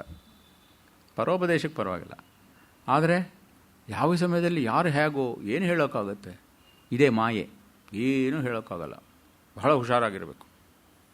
ಅದಕ್ಕೆ ಕಾಲ, ಪರಿಪಕ್ವವಾದ ಕಾಲ, ಮಾರ್ಹಳಿ ತಿಂಗಳ್, ಮಾರ್ಗಶೀರ್ಷ ಮಾಸ. ಮಾರ್ಗಶೀರ್ಷ ಮಾಸ ಅನ್ನೋದಕ್ಕೆ ನೆನ್ನೆ ಸ್ವಲ್ಪ ಹೇಳಿದೆ ನಾನು. ಮಾರ್ಗ ಅಂದರೆ ಹುಡುಕಾಟ. ಯಾರು ಹುಡುಕ್ತಾ ಇರ್ತಾರೆ, ಹುಡುಕ್ತಾ ಇರೋವರಿಗೆ ಅವನು ಸಿಗ್ತಾನೆ. ನಿಮಗಲ್ಲಿ ಆ ಒಂದು ಅರಿವೇ ಇಲ್ಲದೆ ಹೋದರೆ, ಆಸೆನೇ ಇಲ್ಲದೆ ಹೋದರೆ, ಆಂತರಿಕವಾಗಿರತಕ್ಕಂಥ ಒಲವು ಇಲ್ಲದೆ ಹೋದರೆ ಅವರಿಗೆ ಸಿಗೋದಿಲ್ಲ. ಇದಕ್ಕೆ ಮಾರ್ಗಶೀರ್ಷ ಮಾಸ ಅಂತ ಹೇಳ್ತೀವಿ. ಅದು ಒಂದು ಸಮಯ. ಇದು ಶುರು ಆಗೋದೇನೆ, ಆರಂಭ ಆಗೋದೇನೆ ಈ ಶಬ್ದದಿಂದ. ಮದಿನಿರೆಯಿಂದ ನನ್ನಾಳ್. ಮದಿ ಅಂದರೆ ಮನಸ್ಸು ಅಂತಾನೂ ಆಗುತ್ತೆ, ಬೆಳೆದಿಂಗಳು ಅಂತಾನೂ ಆಗುತ್ತೆ. ನನ್ನಾಳ್, ಒಳ್ಳೆಯ ದಿನ. ತದೇವ ಲಗ್ನಂ ಸುದಿನಂ ತದೇವ. ಯಾವಾಗ ಮಾನಸಿಕವಾಗಿ ನಾವು ಸಿದ್ಧತೆಯನ್ನು ಮಾಡಿರ್ತೀವಿ, ಯಾವಾಗ ಭಗವಂತ ಆ ಒಂದು ಸನ್ನಿವೇಶವನ್ನು ಕಲ್ಪಿಸಿಕೊಡ್ತಾನೆ, ಅದೇ ಒಳ್ಳೆಯ ದಿನ. ಅಲ್ಲಿಗೇನಾಯಿತು? ಒಂದು ನಿಮಿಷ, ಎಲ್ಲೋ ಯಾರೋ ಗೋಪಿಕೆಗಳು ಇದ್ದರು ಅಂತ ಅಲ್ಲ, ಯಾವುದೋ ಸಮಯದಲ್ಲಿ ಆಂಡಾಳ್ ವಿಷ್ಣು ಚಿತ್ತರು 1500 ವರ್ಷಗಳ ಹಿಂದೆ ಏನೋ ಆಯಿತು ಅಂತ ಅಲ್ಲ, ಕೃಷ್ಣ ಎಲ್ಲೋ ಇದ್ದಾನೆ ಅಂತ ಅಲ್ಲ, ಕೃಷ್ಣ ಇಲ್ಲಿ ಈಗ ಇದ್ದಾನೆ. ಅವನು ಪರಮಪುರುಷ, ಅವನಿಗೆ ಸೇರಿದವರು ನಾವೆಲ್ಲರೂ. ಇದಕ್ಕೆ ಒಂದು ಕಾಲ ಕೂಡಿ ಬಂದಾಗ ಅದೇ ಮಾರ್ಹಳಿ ತಿಂಗಳು, ಅದೇ ಮದಿ ನಿರೆಯಿಂದ ನನ್ನಾಳ್. ನಮ್ಮ ಭಾಷ್ಯಕಾರರೆಲ್ಲರೂ ಇದನ್ನೇ ಹೇಳ್ತಾರೆ. ಯಾವುದೋ ಕಾಲಕ್ಕೋಸ್ಕರ, ಕಾಲದಲ್ಲಿ ಏನೂ ಇಲ್ಲಪ್ಪ. ಕಾಲ ಅನ್ನೋದು ಏನು ಅಂತ ಹೇಳಿದ್ರೆ, ಕಾಲ ಒದಗಿ ಬರೋದು ಅಂದರೆ ಭಗವಂತನ ಸಂಕಲ್ಪ ಆದರೆ ಅವಾಗೆಲ್ಲ ಆಗ್ಬಿಡುತ್ತೆ. ಶ್ರೀರಾಮ ಅವನು ಹುಟ್ಟಿದ ಕಾಲದಲ್ಲಿ ಆಯಾ ಗ್ರಹಗಳು ಆಯಾಗದಲ್ಲಿ ಹೋಗಿ ನಿಂತ್ಕೊಂಡ್ಬಿಡ್ತಂತೆ. ನಾವು ಹಾಗೆ ಈ ಮುಹೂರ್ತಗಳನ್ನು ಸಾಧಿಸುವಾಗ, ಮದುವೆಗಳಲ್ಲೇ ಆಗಲಿ, ಉಪನಯದಲ್ಲೇ ಆಗಲಿ, ಅಥವಾ ದೊಡ್ಡ ದೊಡ್ಡ ಇದರಲ್ಲಿ ನಾವೇನು ಮಂತ್ರಗಳನ್ನು ಯಾವ ರೀತಿ ಹೇಳ್ತೀವಿ ಅಂತ ಹೇಳಿದ್ರೆ, ಯೇ ಗ್ರಹ ಶುಭೇತರ ಸ್ಥಾನೇ ಸಂತಿ. ಅಶುಭ ಸ್ಥಾನಗಳಲ್ಲಿ ಇದ್ದರೂ ಸಹ ನಾವೆಲ್ಲರೂ ಇಷ್ಟು ಜನರು ಸೇರಿ ಸದ್ಭಾವನೆಯಿಂದ ಪ್ರಾರ್ಥಿಸ್ಕೊಂತು ಅಂತ ಹೇಳಿದರೆ ಆ ಗ್ರಹಗಳೆಲ್ಲರೂ ಸಹ ಶುಭ ಫಲಗಳನ್ನೇ ಕೊಡುತ್ತವೆ ಅಂತ ಹೇಳ್ತಾರೆ. ಅದಕ್ಕೆ ನಾವೇನು ಹೇಳಿ ತಥಾಸ್ತು ಅಂತ ದೊಡ್ಡವ್ರನ್ನ ಕರ್ಕೊಂಬನ್ನಿ, ಅವ್ರ ಹತ್ರ ಹೇಳಿಸಿ ಅಂತ ಹೇಳ್ತಾರೆ. ಇದೆಲ್ಲ ಸತ್ಯ, ಇದೆಲ್ಲ ನಡೆದಿರೋದು, ಇದೆಲ್ಲ ನಮ್ಮ ಜೀವನದಲ್ಲಿ ನಿಮ್ಮ ಜೀವನದಲ್ಲಿ ನಡೆದಿರತಕ್ಕಂಥದ್ದೇನೆ. ಇವನನ್ನು ಬಿಟ್ಟು ಬೇರೆ ಯಾವುದೋ ಇಲ್ಲ. ಅದನ್ನೇ ನಾವು ಹೇಳೋದು, ಜನತೆಯನ್ನು ಬಿಟ್ಟು ಜನಾರ್ದನ ಇಲ್ಲ ಇಲ್ಲಿ. ಅದನ್ನು ವಾಲ್ಮೀಕಿ ಆದಿಕಾವ್ಯ, ಇದನ್ನೇ ನಮ್ಮ ಕವಿಗಳು ಮುಂದೆ ಮುಂದೆ ಬರ್ತಾ ಬರ್ತಾ ಹೇಳಿದ್ರು. ಇದನ್ನೇ ನಮ್ಮ ಭಾಗವತದಲ್ಲಿಯೂ ಸಹ, ಅಥವಾ ಮಹಾಭಾರತದಲ್ಲಿಯೂ ಸಹ, ಅಥವಾ ಮುಂದಿನ ಕಾವ್ಯ ಪ್ರವಾಹ ಬಂದಿದೆಯಲ್ಲ, ನಮ್ಮ ಹಿರಿಯ ಕವಿಗಳು ಸಂಸ್ಕೃತ ಸಾಹಿತ್ಯದಲ್ಲಿ ಏನೇನು ಕಾವ್ಯಗಳು ಬಂದಿದೆ ಅದರಲ್ಲೆಲ್ಲ ಇದನ್ನು ಹೇಳಿದ್ದಾರೆ. ಮನುಷ್ಯನ ಹೃದಯ, ಇವನ ಭಾವನೆಗಳು, ಇವನನ್ನು ಸಂತೋಷವಾಗಿಟ್ಕೊಳ್ಳಿ. ಎಲ್ಲದಕ್ಕಿಂತ ದೊಡ್ಡ ಸಂತರ್ಪಣೆ ಅಂದರೆ ಅನ್ನ ಸಂತರ್ಪಣೆ ಅಂತ ಹೇಳ್ತಾರೆ. ಎಲ್ಲ ಆಯಿತು, ಏನು ಮಾಡಿದ್ರಿ ಅಂತ ಹೇಳಿದರೆ ನಾವೊಂದು ಸಮಾರಾಧನೆ ಮಾಡ್ತೀವಿ. ಎಂಥ ಸಮಾರಾಧನೆ ಮಾಡಿದ್ರಿ ಅಂತ ಹೇಳಿದರೆ, ಏನಿಲ್ಲ, ಇದೇ ಸಮಾರಾಧನೆ, ಎಲ್ಲರನ್ನೂ ಕರೆದೀವಿ, ಊಟ ಹಾಕ್ತೀವಿ, ಎಲ್ಲರೂ ತೃಪ್ತೋಸ್ಮಿ ಅಂತಾರೆ, ಸಂತೋಷ. ಇದಕ್ಕಿಂತ ಬೇರೆ ಇನ್ನೇನಿದೆ? ಇದೇ ಸಮೃದ್ಧಿ. ಯಾತಕ್ಕೆ ಈ ಸಮೃದ್ಧಿ ಸೌಭಾಗ್ಯದಲ್ಲಿ? ಯಾಕೆ? ಎಲ್ಲರೂ ಚೆನ್ನಾಗಿರೋದಕ್ಕೆ. ಎಲ್ಲರೂ ಚೆನ್ನಾಗಿರೋದು ಅಂತ ಹೇಳಿದಾಗ ಏನಾಗುತ್ತೆ, ಒಬ್ಬರು ಮತ್ತೊಬ್ಬರಿಗೆ ಸಹಾಯ ಮಾಡಬೇಕು. ಆವಾಗ ಪಾರಾರ್ಥ್ಯಂ, ಪರಾರ್ಥವಾಗಿ ಇರಬೇಕು. ಈ ಪಾರಾರ್ಥ್ಯಂ ಆತ್ಮಸಮರ್ಪಣೆ ಇದೆಲ್ಲವೂ ಸಹ ಸ್ತ್ರೀ ಸಹಜವಾದದ್ದು. ಆದ್ದರಿಂದ ಈ ಮನಸ್ಸಿನ ಪಕ್ವತೆ, ಮನಸ್ಸಿನ ಒಂದು ಸಮತೋಲನ ಯಾವಾಗ ಇರುತ್ತೋ ಆವಾಗ ನೀರಾಡಪ್ಪೋದುವೀರ್, ಯಾರಿಗೆ ಈ ಒಂದು ಈಜತಕ್ಕಂತಹ ಈ ಎಲ್ಲ ನಮ್ಮ ಕಷ್ಟಗಳನ್ನು, ಸಂಕೋಲೆಗಳನ್ನು, ಮಾನಸಿಕವಾಗಿರತಕ್ಕಂತಹ ಏನೇನೋ ಜಂಜಾಟಗಳನ್ನೆಲ್ಲ ಬಿಟ್ಟು ಎಲ್ಲವನ್ನು ಮರೆತು ಸಂತೋಷವಾಗಿ ಭಗವಂತನ ಸ್ಮರಣೆಯಲ್ಲಿಯೇ ಕಾಲವನ್ನು ಕಳೀಬೇಕು ಅಂತ ಯಾರಿಗೆ ಮನಸ್ಸಿರುತ್ತೋ, ನೀರಾಡಪ್ಪೋದುವೀರ್, ಪೋದುಮಿನೋ ಎಲ್ಲರೂ ಬಂದು ಸೇರಿ. ನೇರಿழைಯೀರಂದರೆ ಅಲಂಕಾರ ಮಾಡಿಕೊಂಡಿರ್ತಕ್ಕಂಥ. ಇಳೈ ಅಂದರೆ ಸರ ಹಾಕೊಂಡಿರೋರು, ಅಂದರೆ ಅದ್ಭುತವಾಗಿರತಕ್ಕಂತಹ ಅಲಂಕಾರವನ್ನು ಮಾಡಿಕೊಂಡು ಬೇರೆ ಬೇರೆ ಆಭರಣಗಳನ್ನು ಧರಿಸಿರುವವರೇ ಅಂತ. ಇಲ್ಲೆಲ್ಲ ಆಭರಣ ಧರಿಸೋದು ಅಂದರೆ ಯಾವ ಆಭರಣ ಅಂದರೆ ಆತ್ಮಕ್ಕೆ ತಕ್ಕ, ಸದ್ಭಾವನೆಗೆ ತಕ್ಕ, ಸಜ್ಜನರಿಗೆ ತಕ್ಕ ಆಭರಣಗಳು. ಎರಡೆರಡು ಅರ್ಥ ಇದರಲ್ಲಿ. ನಾವು ಬಳೆ ಯಾಕೆ ಹಾಕೊಳ್ತೀವಿ, ಸರ ಯಾಕೆ ಹಾಕೊಳ್ತೀವಿ, ಒಡ್ಯಾಣ ಯಾಕೆ ಹಾಕೊಳ್ತೀವಿ, ಇನ್ಯಾವುದೋ ತಲೆ ಮೇಲೆ, ಅದೆಲ್ಲ ಹಿಂದಿನ ಕಾಲದಲ್ಲಿ ಉಪಯೋಗಿಸ್ತಾ ಇದ್ದ, ಈಗಲೂ ಇದೆ ಕೆಲವು ಸಾಂಪ್ರದಾಯಿಕವಾದ ಇದರಲ್ಲಿ. ಅದಕ್ಕೆಲ್ಲ ಅರ್ಥ ಇದೆ. ಹೊರಗಡೆ ಕಾಣೋದೇ ಬೇರೆ, ಆಂತರಿಕವಾದ ಅರ್ಥವೇ ಬೇರೆ. ಯಾತಕ್ಕೆ ಮಾಂಗಲ್ಯ ಅನ್ನೋದೇನು, ಆ ಶಬ್ದವೇ ಎಷ್ಟು ಚೆನ್ನಾಗಿದೆ ನೋಡಿ. ಯಾತಕ್ಕೆ, ಇದರ ಅರ್ಥ ಏನು, ಎಲ್ಲ ಸಂಕೇತಗಳು. ಈ ಸಂಕೇತಗಳಿಲ್ಲ ಅಂದರೆ ಮನುಷ್ಯನೇ ಅಲ್ಲ, ಪ್ರಾಣಿಗಳು. ಈ ಸಂಕೇತಗಳನ್ನು ಇಟ್ಕೊಂಡು ಭಾವನಾತ್ಮಕವಾಗಿ ಅದರ ಅಂತರಾರ್ಥವನ್ನು ತಿಳ್ಕೊಂಡು ಬಾಳಿದ್ರೆ ಆ ಬಾಳಿನ ಆಳ ಹೇಗಿರುತ್ತೆ, ಅದರ ಒಂದು ಸತ್ವ ಏನಿರುತ್ತೆ, ಅದರ ಸಂತೋಷ ಏನಿರುತ್ತೆ, ಅದು ಎಲ್ಲೋ ಬಿದ್ದುಕೊಂಡು ಏನೋ ಮಾಡ್ಕೊಂಡು ಎಲ್ಲ ಒಂದೇ ಅಂತ ಇರೋದಕ್ಕೆ ಅದರಲ್ಲಿ ಈ ಒಂದು ಸೌಭಾಗ್ಯ ಅಲ್ಲಿರೋದಿಲ್ಲ. ಇರುತ್ತೆ, ಜೀವ ಇರುತ್ತೆ, ಬದುಕಿರುತ್ತೆ, ಆದರೆ ಬಾಳಿರೋದ. ಅಲ್ಲಿಗೆ ಯಾರಿಗೆ ಇಷ್ಟ ಇದೆಯೋ ಎಲ್ಲರೂ ಬನ್ನಿ ಅಂತ ಹೇಳಿ ಆಂಡಾಳ್ ಕರೆಯತಕ್ಕಂತಹ ಪಾಶುರ ಇದು. ಬನ್ನಿ ಎಲ್ಲರೂ, ನೀರಾಡ ಪೋದುವೀರ್ ಪೋದುವಿನೋ ನೆರಳೀರ್ ಶೀರ್. ಆಭರಣಗಳು ಅಂತ ಹೇಳಿದರೆ ಈ ಒಂದು ಸ್ತ್ರೀತ್ವ ಇರುತ್ತಲ್ಲ, ಅದಕ್ಕೆ ಬೇಕಾಗಿರತಕ್ಕಂತಹ ಸಮರ್ಪಣ ಮೊದಲಾದ ಭಾವನೆಗಳು. ಅದೆಲ್ಲ ಹೇಳೋಕೆ ಇವಾಗ ನನಗೆ ಸಮಯ ಇಲ್ಲ. ಅದಕ್ಕೆಲ್ಲ ಲಿಸ್ಟ್ ಮಾಡಿಕೊಟ್ಬಿಟ್ಟಿದ್ದಾರೆ ಏನೇನು ಆಭರಣಗಳು ಬೇಕು ಅಂತ ಹೇಳಿ. ನಿಜವಾದ ಆಭರಣ ಅಂದರೆ ಏನು ಅಂದರೆ, ನಮ್ಮ ಬಟ್ಟೆ ಬರೆಗಳು ಅಂದರೆ ಏನಪ್ಪ ಅಂತಂದರೆ, ನಾವು ಹಾಕೋತಕ್ಕಂಥ ಪೋಷಾಕಗಳು ಏನಪ್ಪ ಅಂತ ಹೇಳಿದರೆ ಆತ್ಮನಿಗೆ ಸಂಬಂಧವಾದದ್ದು, ಆಂತರಿಕವಾದದ್ದು. ಈ ಮನುಷ್ಯನ ವ್ಯಕ್ತಿತ್ವ ಸ್ವರೂಪ ಅನ್ನೋದು ಈ ಕೇವಲ ಹೊರಗಡೆ ಕಾಣತಕ್ಕಂತಹ ಚರ್ಮದಿಂದಲೇ ಆಗಲಿ, ಮಾಂಸ ಮೂಳೆಗಳಿಂದಲೇ ಆಗಲಿ, ಸಪ್ತಧಾತುಗಳಿಂದ ಆಗಿರತಕ್ಕಂತಹ ವಸ್ತುವಲ್ಲ. ಇವನು ತೇಜೋಮಯನಾಗಿರತಕ್ಕಂತಹ ಒಂದು ಆತ್ಮವಸ್ತು. ಆದ್ದರಿಂದ ಇದರ ಈಜಾಟ ಅಂತ ಹೇಳಿದರೆ ಬರೀ ನೀರಿನಲ್ಲಿ ಅಲ್ಲ, ಇದು ತೇಜೋಜಲೌಘಂ ಭವಮರು ಪರಿಖಿನ್ನ ಖೇದ ಮಧ್ಯ ತ್ಯಜಾಮಿ. ಇದು ಜ್ಯೋತಿ. ಆ ಪರಂಜ್ಯೋತಿಯಲ್ಲಿ ಈ ಬೆಳಕು ಲೀನವಾಗಬೇಕು. ಆ ಒಂದು ಆತ್ಮೈಕ್ಯದ ಇಷ್ಟ, ಅದರ ಒಂದು ಸೊಗಸು, ಅದರ ಒಂದು ಅರಿವು, ಅದರ ಒಂದು ಪರಿವೆ ಅಂತ ಹೇಳ್ತಾರೆ. ಯಾರಿಗಿರುತ್ತೋ ಅವರೆಲ್ಲರೂ ಬನ್ನಿ. ಬಂದರೆ ಏನಾಗುತ್ತೆ ಅಂತಂದರೆ ನೋಡಿ, ನೀವೆಲ್ಲರೂ ನಮ್ಮ ಹತ್ರ ಬಂದು ಸೇರಿದರೆ ಏನಾಗುತ್ತೆ ಅಂದರೆ ನಾವೆಲ್ಲರಿಗೂ ಒಬ್ಬನಿಗೆ ಸೇರ್ತೀವಿ. ಒಬ್ಬ ಯಾರು ಅಂತ ಹೇಳಿದರೆ ಯಾರದೋ ರಕ್ಷಣೆಯಲ್ಲಿ ಇರ್ತಾನೆ. ಕೂರ್ವೇಲ್ ಕೊಡನ್ ತೊಳಿಲನ್ ನಂದಗೋಪನ್ ಕುವರನ್. ನಂದಗೋಪನ ಕುಮಾರ, ನಂದಗೋಪನ ಕುವರ. ಅವನು ನಂದಗೋಪ ಯಾರು ಅಂದರೆ, ಈ ಗೋಪ ಅನ್ನೋ ಶಬ್ದ ಇರುತ್ತಲ್ಲ, ಗೋಪ ಅನ್ನುವ ಶಬ್ದ ಒಂದು ಟೆಕ್ನಿಕಲ್ ಟರ್ಮ್. ಅದು ನಮ್ಮ ಕೌಟಿಲ್ಯನ ಅರ್ಥಶಾಸ್ತ್ರದಲ್ಲಿ ಆಗಿನ ಕಾಲದಲ್ಲಿ ರಾಜನ ರಾಯಭಾರಿಗಳಾಗಿ, ನಾಯಕರಾಗಿ ಈ ಜನಪದಗಳನ್ನು ರಕ್ಷಣೆ ಮಾಡ್ತಾ ಇದ್ದ ದೊಡ್ಡ ದೊಡ್ಡ ಕ್ಷತ್ರಿಯ ನಾಯಕರಿಗೆ ಗೋಪ ಅಂತ ಹೆಸರು. ಇವನು ನಂದ ಗೋಪ.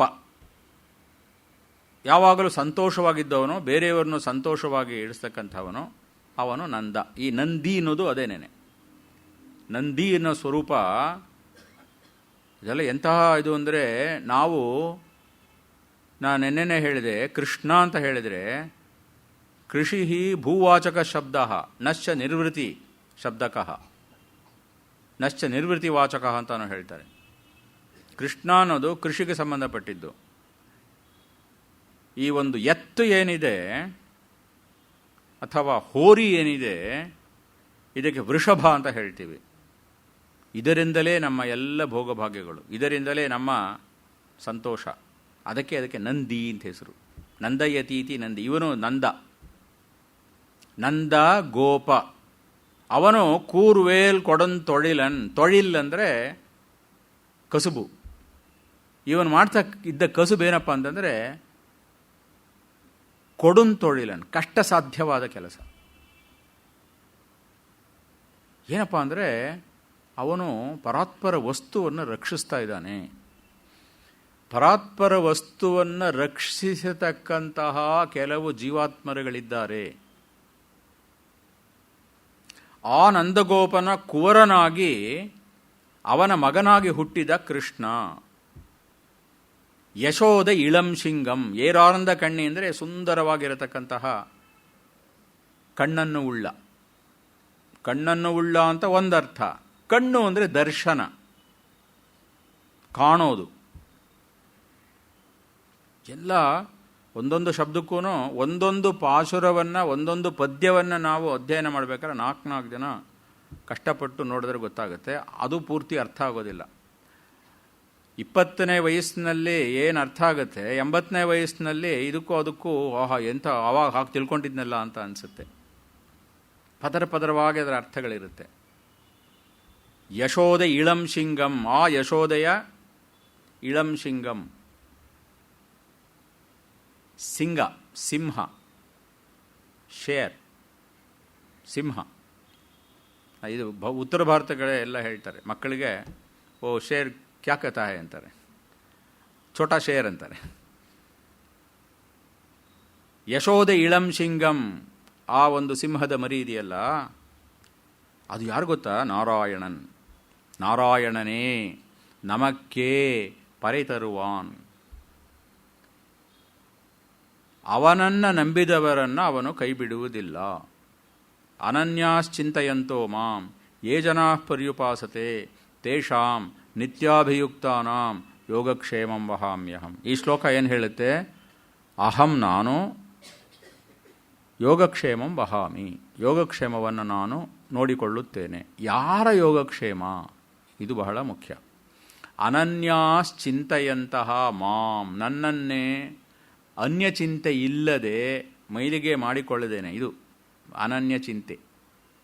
ಅನನ್ಯಾಶ್ಚಿಂತಯಂತೋ ಮಾಂ, ಮನಸ್ಸನ್ನು ಮೈಲಿಗೆ ಮಾಡಿಕೊಳ್ಳದೆ ಅವ್ರು ಇದು ಹೇಳಿದ್ರು ಅಂತ ಆ ಕಡೆ ಹೊಟ್ಟೋಗೋದು, ಇನ್ನೊಂದು ಹೇಳಿದ್ರು ಇಂತ ಹೇಳಿದ್ರು, ಮತ್ತೆ ಇದೆಯೋ ಇಲ್ವೋ ಅನ್ನೋದು, ಸಂಶಯಾತ್ಮಕವಾಗಿರೋದು. ಗೀತೆಯಲ್ಲಿ ಇದೇ ಮಾತನ್ನು ಹೇಳ್ತಾರೆ, ಸಂಶಯಾತ್ಮ ವಿನಶ್ಯತಿ ಅಂತ ಹೇಳ್ತಾರೆ. ದೃಢತೆ ಇರಬೇಕು, ಅನನ್ಯ ಚಿಂತನೆ ಇರಬೇಕು, ಕ್ಷಣ ಕ್ಷಣಕ್ಕೂ ಅವನ ಪರಿವೆ ಇರಬೇಕು. ಆ ಹೃದಯದಲ್ಲಿಟ್ಟು ಅವನನ್ನು ಪೋಷಿಸಿ ಪೊರೆದು ಬೆಳೆದು ನಮ್ಮೊಡನೆ ಇಟ್ಟುಕೊಳ್ಳಬೇಕು. ಅಂತಹವರಿಗೆ ಆ ದರ್ಶನ, ಆ ಯಶೋದೆಯ ಮಗನಾಗಿರತಕ್ಕಂಥವನಿಗೆ ನಾರಾಯಣನ್, ನಾರಾಯಣ ಅನ್ನೋ ಶಬ್ದದಲ್ಲಿ ಬಹಳ ಅತ್ಯದ್ಭುತವಾಗಿರೋ ಅರ್ಥ ಇದೆ. ಆಪೋ ನಾರಾಯತಿ ಪ್ರೋಕ್ತಾಹ, ಮನುಧರ್ಮಶಾಸ್ತ್ರದ ಮೊದಲನೆಯ ಶ್ಲೋಕ ಇದು. ಈ ಜಗತ್ತೆಲ್ಲವೂ ಸೃಷ್ಟಿ ಆದಿಕಾಲದಲ್ಲಿ ಯಾವ ವಸ್ತುವಿನಿಂದ ಬಂದಿದೆಯೋ ಅದಕ್ಕೆ ನಾರಾಹ ಅಂತ ಹೆಸರು. ಅದನ್ನು ಸೃಷ್ಟಿಸಿದವನು, ಅದಕ್ಕೆ ಆಶ್ರಯ ಸ್ಥಾನವಾಗಿರತಕ್ಕಂಥವನು ನಾರಾಯಣ. ಅಲ್ಲಿಗೆ ಸೃಷ್ಟಿಕರ್ತ, ಆದಿಮೂಲ. ಈ ಎಲ್ಲಕ್ಕೂ, ಈ ಚರಾಚರಗಳೆಲ್ಲಕ್ಕೂ, ಈ 14 ಲೋಕಗಳಿಗೂ, ಎಲ್ಲ ದೇವತೆಗಳಿಗೂ ಕಾರಣ ವಸ್ತು ಒಂದು ಇರುತ್ತಲ್ಲ, ಅದಕ್ಕೆ ನಾರಾಯಣ. ನಾರಾಯಣನೇ ನಮಕ್ಕೆ ಅಂದ್ರೇನು? ಅನನ್ಯ ಚಿಂತೆಯನ್ನು ಹೊಂದಿರತಕ್ಕಂತಹ ಭಾಗವತರಿಗೆ, ಭಗವಂತನಿಗೆ ಸೇರಿದವರಿಗೆ, ಅವನನ್ನು ನಂಬುವವರಿಗೆ ಪರೈ ತರುವಾನ್, ಈ ಭಾಗ್ಯವನ್ನು ಕೊಡ್ತಾನೆ, ಸೌಭಾಗ್ಯವನ್ನು ಕೊಡ್ತಾನೆ, ಸಂತೋಷವನ್ನು ಕೊಡ್ತಾನೆ. ಸೌಭಾಗ್ಯ, ಸಂತೋಷ, ಭಾಗ್ಯ ಇದೆಲ್ಲ ಹೇಳೋದು ನಾವು ಯಾವುದನ್ನು ತಪ್ಪಾಗಿ ತಿಳ್ಕೊಂಡು, ಹೊಲಸನ್ನು ನಾವು ಯಾವುದನ್ನು ಬಹಳ ದೊಡ್ಡ ಐಶ್ವರ್ಯ ಅಂತ ಹೇಳ್ತೀವಿ ಅದಲ್ಲ. ಇದು ತೇಜಸ್ಸಿನ ಸಮಾಚಾರ, ಆತ್ಮವಸ್ತುವಿನ ಸಮಾಚಾರ, ದೇಹದ ಸಮಾಚಾರವಲ್ಲ. ಆ ಆತ್ಮದ ಒಂದು ಏಳ್ಗೆಗಾಗಿ, ನಿಶ್ರೇಯಸಕ್ಕಾಗಿ ಏನು ಬೇಕೋ ಅದನ್ನು ಕೊಡ್ತಾನೆ. ಅಂತಹವರು ಅದಕ್ಕಾಗಿ ಅವನ ಬಳಿ ಅವನನ್ನು ಆಶ್ರಯಿಸ್ತಾರೆ. ಇದರಿಂದ ಪಾರೋರ್ ಪುಹಳ, ಪಾರೋರ್, ಪಾರ್ ಅಂದರೆ ಜಗತ್ತು ಅಥವಾ ಈ ಭೂಮಿ, ಪುಹಳ ಅಂದರೆ ಎಲ್ಲರೂ ಹೊಗಳುವಂತೆ ಅಂತ. ಪುಹಳದು, ಪುಹಳ್ ಅಂದರೆ ಯಶಃ, ಯಶಸ್ಸು. ಇದೆಲ್ಲ ವೇದ ಮಂತ್ರಗಳಲ್ಲಿ ಹೀಗೇ ಬರುತ್ತೆ. ಯಶಸ್ಸು ಬೇರೆಯವರಿಂದ ತೆಗಳಿಸಿಕೊಳ್ಳದೆ ಧವಳ ಕೀರ್ತಿಯನ್ನು ಹೊಂದುವುದು ಅನ್ನೋದು ಒಂದು ಭಗವಂತನ ಕೃಪೆ. ಆ ರೀತಿ ಬಾಳುವಂತೆ ನಾರಾಯಣನು ಕರುಣಿಸುತ್ತಾನೆ. ಅಲ್ಲಿಗೇನಾಯಿತು? ಸತ್ಕಾಲ ಸದವಕಾಶಗಳನ್ನು ಉಪಯೋಗಿಸಿಕೊಂಡು ಭಗವಂತನಲ್ಲಿ ನಂಬಿಕೆಯನ್ನು ಇಟ್ಟು ಆ ಭಗವಂತನನ್ನು ರಕ್ಷಿಸಿರತಕ್ಕಂತಹ ಯಶೋದೆ ಮತ್ತು ನಂದಗೋಪ. ಅಲ್ಲಿಗೆ ಈ ಭಗವದ್ವಸ್ತು ಇರುತ್ತಲ್ಲ, ಈ ಭಗವದ್ವಸ್ತುವಿನ ಪರಿಚಯವನ್ನು ಮಾಡಿಸಿಕೊಡ್ತಕ್ಕಂಥದ್ದು ವೇದ. ಈ ವೇದವನ್ನು ರಕ್ಷಿಸಿಕೊಂಡು ಬಂದಿರತಕ್ಕಂತಹವರು ಬಹಳ ಕಷ್ಟಪಟ್ಟು ಶಾಸ್ತ್ರ ಸಂಪ್ರದಾಯವನ್ನು ನಡೆಸಿಕೊಂಡು ಅದನ್ನು ಇಟ್ಕೊಂಡಿರ್ತಕ್ಕಂಥವರು ಎರಡು ರೀತಿಯ ಜನ. ಒಬ್ಬರು ಕೂರ್ವೇಲ್ ಕೊಡಂತೊಳಿರನ್, ಈ ಕ್ಷತ್ರಿಯ ವೀರ ನಂದಗೋಪನ ಹಾಗೆ ರಕ್ಷಣೆ ಮಾಡೋರು ಇರ್ತಾರೆ. ಮತ್ತು ಕೆಲವರು ಈ ನಮ್ಮ ಜನಪದದಲ್ಲಿ ಭಾವನಾತ್ಮಕವಾಗಿ ಆ ಒಂದು ವಸ್ತುವನ್ನು ಉಳಿಸ್ಕೊಂಡಿರೋರು ಇರ್ತಾರೆ. ಯಶೋದೆ ರೀತಿಯಲ್ಲಿ ಕೆಲವರು ಆ ವಸ್ತುವನ್ನು ಉಳಿಸ್ಕೊಳ್ತಾರೆ. ಗೋಪನ ರೀತಿಯಲ್ಲಿ, ನಂದಗೋಪನ ರೀತಿಯಲ್ಲಿ ಅದನ್ನು ಉಳಿಸ್ಕೊಳ್ಳೋರು ಇರ್ತಾರೆ. ಅವ್ರನ್ನ ನೆನೆಸಬೇಕು. ನಮ್ಮ ಋಷಿ ಪರಂಪರೆಯನ್ನು, ದಾಸ ಪರಂಪರೆಯನ್ನು, ಋಷಿ ಮುನಿಗಳು ಈ ವೇದವನ್ನು, ವೇದಶಾಸ್ತ್ರವನ್ನು, ನಮ್ಮ ಸಂಪ್ರದಾಯವನ್ನು, ವಾಂಗ್ಮಯವನ್ನು ಯಾರು ಪೋಷಿಸಿರ್ತಾರೆ, ಪೊರೆದಿರ್ತಾರೆ, ಅವರನ್ನು ಮರಿದೇನೆ ಅವರನ್ನು ಜ್ಞಾಪಿಸ್ಕೊಳ್ಳಿ. ಅವರ ಮೂಲಕ ಅವನನ್ನು ನೆನೆಸಿ ನೀವು ನಮ್ಮ ಜೊತೆಗೆ ಬಂದು ಸೇರಿ. ಇದು ಮೊದಲನೆಯ ಪದ್ಯ. ಎರಡನೇ ಪದ್ಯ ವೈಯತ್ತು ವಾಳ್ವೀರ್ಹಾಳ್. ವಯ್ಯಂ ಅಂದರೆ ಈ ಜಗತ್ತು, ಭೂಮಿ. ವಾಳ್ವೀರ್ಹಾಳ್ ಇಲ್ಲಿ ಉಜ್ಜೀವನವನ್ನು ಮಾಡಲು ಬಯಸುವವರೇ. ಯಾರು ಕೇವಲ ಊಟ ಮಾಡಿ ಜೀವ ಉಳಿಸ್ಕೊಳ್ಳೋದಕ್ಕೆ ಕೇವಲ ಹೊಟ್ಟೆಪಾಡಿಗೋಸ್ಕರ ಯಾರು ಜೀವನ ಮಾಡ್ತಾ ಇದ್ದಾರೋ ಅವರ ತಂಟೆಗೆ ನಾವು ಹೋಗೋಲ್ಲ. ಯಾರು ಉಜ್ಜೀವನವನ್ನು ಬಯಸ್ತಾರೋ, ಯಾರು ಆತ್ಮೋಜ್ಜೀವನವನ್ನು ಬಯಸ್ತಾರೋ, ವೈಯತ್ ಈ ಜಗತ್ತಿನ ಉಜ್ಜೀವನದಲ್ಲಿ ಆಸೆ ಇರುವವರೇ. ವಾಳ್ವೀರ್ ಹಾಳ್ ನಾಮಂ ನಾವೆಲ್ಲರೂ ನಮ್ಮ ಪಾವೈಕ್ಕಿ ನಮ್ಮ ಈ ವ್ರತಕ್ಕೋಸ್ಕರ. ಅಲ್ಲಿಗೆ ವ್ರತ ಅಂದರೆ ಏನಾಗುತ್ತೆ? ಜೀವನವೇ ಒಂದು ವ್ರತ. ಏನ್ ಮರಣಂ ತದವಭೃತಂ ಅಂತ ಹೇಳ್ತಾರೆ. ಜೀವನವನ್ನು ಒಂದು ವ್ರತವಾಗಿ ಕಳೆಯಬೇಕಾದರೆ ಚಯ್ಯಂ ಕಿರ್ಷಹಳ್ ಕೇಳಿರೋ, ನಾವು ಅನುಸರಿಸಬೇಕಾದ ಕೆಲವು ಕ್ರಮಗಳಿವೆ, ತಿಳಿದುಕೊಳ್ಳಿ. ಕೇಳಿರೋ, ಕೇಳಿ. ಪಾರ್ಕಡಲುಳ್ ಪಯ್ಯ ತುಯಿನ್ರ.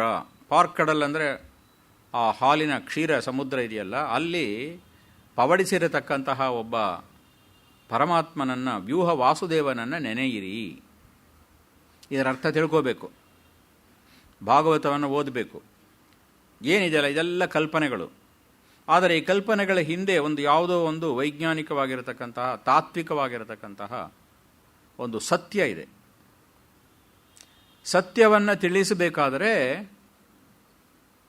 ಇವಾಗ ಆಧುನಿಕ ವಿಜ್ಞಾನದಲ್ಲೂ ಹಾಗೇನೆ. The light travels in straight lines ಅಂತ ನಾನು ಮಕ್ಕಳಿಗೆ ಪ್ರೈಮರಿ ಸ್ಕೂಲ್ನಲ್ಲಿ ಹೇಳ್ಕೊಡ್ತೀನಿ. ಆಮೇಲೆ ಈ ಟ್ರಾವೆಲ್ಸ್ ಇನ್ ವೇವ್ಸ್ ಅಂತ ಹೇಳ್ತೀನಿ. ಅದಾದಮೇಲೆ ಇಟ್ ಈಸ್ ಅ ಫೋಟಾನ್ ಅಂತೀನಿ. ಆಮೇಲೆ it is N energy field ಅಂತೀನಿ. ಎಲ್ಲವೂ ಸತ್ಯ. ಆದರೆ ಆಯಾ ಮಕ್ಕಳಿಗೆ ಆಯಾ ಮಟ್ಟದಲ್ಲಿ ಆಯಾ ಪುಸ್ತಕಗಳ ಮೂಲಕ, ಆಯಾ ಗ್ರಂಥರಾಶಿಗಳ ಮೂಲಕ ನಾವು ತಿಳಿಸ್ಕೊಡ್ಬೇಕಾಗುತ್ತೆ. ಮೇಲ್ಮೇಲೆ ಬಂದಾಗ ಹೌದು ಇದೂ ಸರಿ, ಇದೂ ಸರಿ ಅಂತ ಗೊತ್ತಾಗುತ್ತೆ. ಆ ರೀತಿ ನಮ್ಮಲ್ಲಿ ಪೌರಾಣಿಕವಾದ ಕಥೆಗಳ ಮೂಲಕ ಕಾವ್ಯಾತ್ಮಕವಾಗಿ ವಾಲ್ಮೀಕಿಯಾಗಲಿ, ವ್ಯಾಸರೇ ಆಗಲಿ, ಶುಕಮಹರ್ಷಿಗಳೇ ಆಗಲಿ, ಕಾಳಿದಾಸಾದಿ ನಮ್ಮ ಹಿರಿಯ ಕವಿಪುಂಗವರೇ ಆಗಲಿ, ಅಥವಾ ನಮ್ಮ ದಾಸ ಸಾಹಿತ್ಯದಲ್ಲಿ ದಾಸಪಂಥದ ಅನುಭಾವಿಗಳೇ ಆಗಲಿ, ಅವರು ನಮಗೆ ಬೇರೆ ಬೇರೆ ರೀತಿಯಲ್ಲಿ ಆ ವಸ್ತುವಿನ ಪರಿಚಯವನ್ನು ಮಾಡಿಸ್ಕೊಡ್ತಾರೆ. ನಾಮಂ ನಮ್ಮ ಪಾವೈಕ್ಕಿ ಚಯ್ಯಂ ಕಿರ್ಷಹಳ್ ಕೇಳಿರೋ. ನೀವು ಕೆಲವು ಬಹಳ ಮುಖ್ಯವಾಗಿರತಕ್ಕಂತಹ ಆಚಾರ ಸಂಹಿತೆಯನ್ನು, ನಡವಳಿಕೆಯನ್ನು ಇಟ್ಟುಕೊಳ್ಳಬೇಕು. ಏನು? ನೆಯ್ಯುಣ್ಣೋಂ, ಹೆಚ್ಚಾಗಿ ಭೋಗ ವಸ್ತುಗಳಿಗೆ ನಾವು ದಾಸರಾಗುವುದಿಲ್ಲ. ಪಾಲುಣ್ಣೋ, ನೆಯ್ಯಿ ಪಾಲು ಅಂತ ಹೇಳಿದರೆ ಭೋಗ. ನಾಳ್ಕಾಲೆ, ಬೆಳಗಿನ ಜಾವದಲ್ಲಿಯೇ ನೀರಾಡಿ ಸ್ನಾನವನ್ನು ಮಾಡಿ, ನೆಯ್ಯುಣ್ಣೋಂ ಪಾಲುಣ್ಣೋಂ ನಾಳ್ಕಾಲೆ ನೀರಾಡಿ ಮೆಯ್ಯಿಟ್ಟೆഴുದೋಂ, ಅನವಶ್ಯಕವಾಗಿ ನಮ್ಮ ದೈಹಿಕ ಅಲಂಕಾರಕ್ಕೋಸ್ಕರ ನಮ್ಮ ಕಾಲವನ್ನು ಕಳೆಯುವುದಿಲ್ಲ. ಎಷ್ಟು ಬೇಕೋ ಅಷ್ಟು. ಮೆಯ್ಯಿಟ್ಟೆഴുದೋಂ ಮಲರಿಟ್ಟು ನಾಮುಡೆಯೋಂ, ಕೇವಲ ಸಿಂಗಾರಕ್ಕೋಸ್ಕರವೇ ನಮ್ಮನ್ನು ನಾವು ಮುಡುಪಾಗಿಟ್ಟುಕೊಳ್ಳುವುದಿಲ್ಲ. ಎಷ್ಟು ಬೇಕೋ ಅಷ್ಟು. ಆತ್ಮ ಕ್ಷೇಮಕ್ಕೋಸ್ಕರ ಎಷ್ಟು ಬೇಕೋ ಅಷ್ಟರ ಮಟ್ಟಿಗೆ ಇರಬೇಕೇ ವಿನಃ ಆತ್ಮವನ್ನು ಬಿಸಿಲಲ್ಲಿ ನಿಲ್ಲಿಸಿ ದೇಹವನ್ನು ನೆರಳಿನಲ್ಲಿ ಇಟ್ಟು ನಾವು ಕಾಪಾಡುವವರಲ್ಲ. ಶಯ್ಯಾದನ ಶಯ್ಯೋಂ, ದೊಡ್ಡವರು ಇದು ಕೆಟ್ಟದ್ದು ಮಾಡಬೇಡ ಅಂತ ಹೇಳೋದನ್ನು ನಾವು ಮಾಡುವುದಿಲ್ಲ. ತೀಕುರುಳೈ, ಕೆಟ್ಟ ಮಾತುಗಳನ್ನು ಅಥವಾ ಕೆಟ್ಟ ಗ್ರಂಥಗಳನ್ನು ಶೆನ್ರು ಓದೋಂ, ಪ್ರಯತ್ನಪಟ್ಟು ಕೆಟ್ಟದ್ದನ್ನೇ ನೋಡೋದು, ಪ್ರಯತ್ನಪಟ್ಟು ಕೆಟ್ಟದ್ದನ್ನೇ ಹರಡೋದು, ಈ ಕೆಲಸ ಮಾಡಲ್ಲ. ಶಯ್ಯಾದನ ಶಯ್ಯೋಂ ತೀಕ್ಕುರುಳೈ ಚೆನ್ರು ಓದೋಂ ಅಯ್ಯಮಂ ಪಿಚ್ಚಯಂ ಆಂದನೆಯಂ ಕೈಕಾಟಿ. ಅಯ್ಯಂ ಪಿಚ್ಚೈ ಅಂತ ಹೇಳಿದರೆ ದಾನ ಧರ್ಮ. ಕೆಲವು ದಾನಗಳನ್ನು ಕೆಲವು ಸಂದರ್ಭಗಳಲ್ಲಿ ಮಾಡಬೇಕು ಅಂತ ಹೇಳಿ ವಿಧಿ ಇದೆ, ಅದು ಅಯ್ಯಂ. ಪಿಚ್ಚೆ ಅಂದರೆ ಯಾರೋ ಬಂದು ಕೇಳ್ತಾರೆ, ಇಲ್ಲ ನಾನು ಇವತ್ತು ಕೊಡೋದಿಲ್ಲ, ಇವತ್ತು ದಶಮಿ ಅಂತ ಹಂಗೆ ಹೇಳಬಾರ್ದು. ದಶಮಿ ಏಕಾದಶಿ ಎಲ್ಲ ನಿನಗೆ. ಪಾಪ ಕಷ್ಟದಲ್ಲಿರೋರು ಬಂದಾಗ ಭಿಕ್ಷೆ ಬೇಡ್ತಾರೆ. ಆ ಭಿಕ್ಷೆ ಅನ್ನೋದೇನೆ ಪಿಚ್ಚೆ ಅಂತ ಆಗುತ್ತೆ. ಎಲ್ಲ ಶಬ್ದಗಳು ಆದದೇನೆ. ಆಂದನೇಯಂ ಕೈಘಾಟಿ, ಎಷ್ಟಾಗುತ್ತೋ ಅಷ್ಟು ಕೈಕಾಟಿ, ಕೈ ನೀಡಿ ಕೊಟ್ಟು, ಅಂದರೆ ಇರೋದನ್ನು ಹಂಚಿಕೊಂಡು. ಉಯ್ಯುಮಾರೆಣ್ಣಿ, ನೀವು ಉಜ್ಜೀವಿಸೋದಕ್ಕೆ ನೀವು ಪ್ರಯತ್ನಿಸಬೇಕು. ಎಣ್ಣಂ ಅಂದರೆ ಚಿಂತನೆ. ಉಯ್ಯುಮಾರೆಣ್ಣಿ, ಈ ಜಗತ್ತಿನಲ್ಲಿ ಕೇವಲ ಈ ದೇಹದ ಪೋಷಣೆ ಮಾತ್ರ ಮಾಡಿಕೊಳ್ದೇನೆ, ಹೊಟ್ಟೆಪಾಡಿಗೆ ಮಾತ್ರ ಅಲ್ಲದೇನೆ ಆತ್ಮೋಜ್ಜೀವನಕ್ಕಾಗಿ ಇದ್ದು, ನಿಮ್ಮ ಭಗವಂತ ಕೊಟ್ಟಿರತಕ್ಕಂತಹ ಸಲಕರಣೆಗಳೇನಿದೆ, ಭೋಗ್ಯ ವಸ್ತುಗಳೇನಿದೆ, ಅನುಕೂಲಗಳೇನಿದೆ, ಅದನ್ನು ಬೇರೆಯವ್ರ ಜೊತೆ ಸ್ವಲ್ಪ ಹಂಚಿಕೊಂಡು ನಿಮ್ಮ ಆತ್ಮಕ್ಷೇಮ ಮತ್ತು ಸಮಾಜದ ಆತ್ಮಕ್ಷೇಮ, ಇದಕ್ಕಾಗಿ ಯಾರು ತಮ್ಮ ಜೀವನವನ್ನು ಮುಡಿಪಾಗಿಟ್ಟುಕೊಳ್ಳಬೇಕೋ ಅವರನ್ನು ನಾನು ಕರಿತಾ ಇದ್ದೇನೆ. ಅವರು ಈ ಕೆಲವು ಆಚಾರ ಸಂಹಿತೆಯನ್ನು, ನಡವಳಿಕೆಗಳನ್ನು ಇಟ್ಟುಕೊಂಡರೆ ಮುಂದಕ್ಕೆ ನಾನು ಕರ್ಕೊಂಡು ಹೋಗ್ತೀನಿ ಅಂತಾರೆ. ಕಠೋಪನಿಷತ್ತಿನಲ್ಲಿ ಇದನ್ನೇ ಹೇಳ್ತಾರೆ. ಸುಮ್ಮನೆ ಏನೋ ತತ್ವಚಿಂತನೆ ಮಾಡ್ತೀನಿ, ನಾನು ದೊಡ್ಡ ವಿದ್ವಾಂಸ, ವೇದವನ್ನು ಕಲ್ತಿದ್ದೀನಿ ಅಂತ ಹೇಳೋದಲ್ಲ. ಮೊಟ್ಟ ಮೊದಲಿಗೆ ಇದು ಬರೀ ಕಠೋಪನಿಷತ್ತಲ್ಲ, ಎಲ್ಲ ಉಪನಿಷತ್ತಲ್ಲೂ ಹೇಳ್ತಾರೆ, ನಡವಳಿಕೆ ಸರಿಯಾಗಿರಬೇಕು. ನಡವಳಿಕೆ ಸರಿಯಾಗಿಲ್ದೇನೆ ಪಾಪದ್ರವ್ಯೋಪಜೀವಿಯಾಗಿದ್ದು, ಹಿಂಸೆಯನ್ನು ಮಾಡ್ತಾ ಇದ್ದು, ಮಾಯಾವಿಯಾಗಿದ್ದು, ಕಪಟನಾಗಿದ್ದು, ಸುಳ್ಳನ್ನು ಹೇಳ್ತಾ, ನಡವಳಿಕೆಯಲ್ಲಿ ಒಂದು ಸರಳತೆ ಇಲ್ಲದೆ ಹೋದರೆ ತತ್ವಶಾಸ್ತ್ರ ಏನೂ ಮಾಡೋಲ್ಲ. ಇದನ್ನು ನಮ್ಮ ಎಲ್ಲ ಧಾರ್ಮಿಕ ಗ್ರಂಥಗಳು ಹೇಳ್ತಾರೆ. ಹಿಂದೆ ಎಸ್ ರಾಧಾಕೃಷ್ಣನವರು ಅವರು ಯಾವುದೋ ಒಂದು ಮಿಷನರಿ ಸ್ಕೂಲ್ನಲ್ಲಿ ಓದ್ತಾ ಇದ್ದಾಗ ಅವರ ಅಧ್ಯಾಪಕರು ಹೇಳಿದ್ರಂತೆ, ನಿಮಗೆ ಸುಮ್ಮನೆ ತತ್ವ ಅಂತೀರಿ, ಏನೋ ಉದ್ಧಾರ ಆಗಬೇಕು, ಆತ್ಮೋದ್ಧಾರ ಅಂತೀರಿ, ಸರಿಯಾಗಿ ನೀವು ಬಾಳೋದೇ ಇಲ್ಲ, you don't have any ethics and morality ಅಂತ ಹೇಳಿದ್ರಂತೆ. ಚಿಕ್ಕ ವಯಸ್ಸಿನಲ್ಲಿ ಅದನ್ನು ಕೇಳಿ ಅವರ ಮನಸ್ಸಿನಲ್ಲಿದ್ದು ಅವರು ಇದನ್ನು ಬಹಳ ಆಳವಾಗಿ ಅಧ್ಯಯನ ಮಾಡಿ, ನಮ್ಮ ಗ್ರಂಥಗಳಲ್ಲಿ ಎಥಿಕ್ಸ್ ಇಲ್ವೇ, ಮೊರಾಲಿಟಿ ಇಲ್ವೇ, ಬರೀ ನಮಗೆ ಪರಲೋಕದ ಚಿಂತೆ ಮಾತ್ರನಾ, ಮನುಷ್ಯ ಹೇಗೆ ಬಾಳೋದು ಅಂತ ಹೇಳೇ ಇಲ್ವಾ ಅಂತ ಹೇಳಿ ಅವರು ಒಂದು ಡೆಸರ್ಟೇಷನ್ ಮಾಡಿ ಅದನ್ನು ಯಾರು ಹೇಳಿದ್ರು ಆ ಪ್ರೊಫೆಸರ್ಗೆ ಕೊಟ್ಟು ಅವ್ರ ಹತ್ರ ಬೇಷ್ ಅಂತ ಅನ್ನಿಸ್ಕೊಂಡ್ರಂತೆ. ಅದನ್ನು ಆಧಾರವಾಗಿಟ್ಕೊಂಡು ಹಿಂದೂ ವ್ಯೂ ಆಫ್ ಲೈಫ್ ಅಂತ ಪುಸ್ತಕ ಬರೆದಿದ್ದಾರೆ ಅವರು. ಓದಬೇಕು, ಎಲ್ಲರೂ ಓದಬೇಕು. ಹಿಂದೂ ವ್ಯೂ ಆಫ್ ಲೈಫ್ ಅಂತ, ಬಾಳೋದು ಹೇಗೆ ಅಂತ. ತತ್ವ ಬೇರೆ, ವಿದ್ವಾಂಸರ ಒಂದು ಪಾಂಡಿತ್ಯ ಬೇರೆ.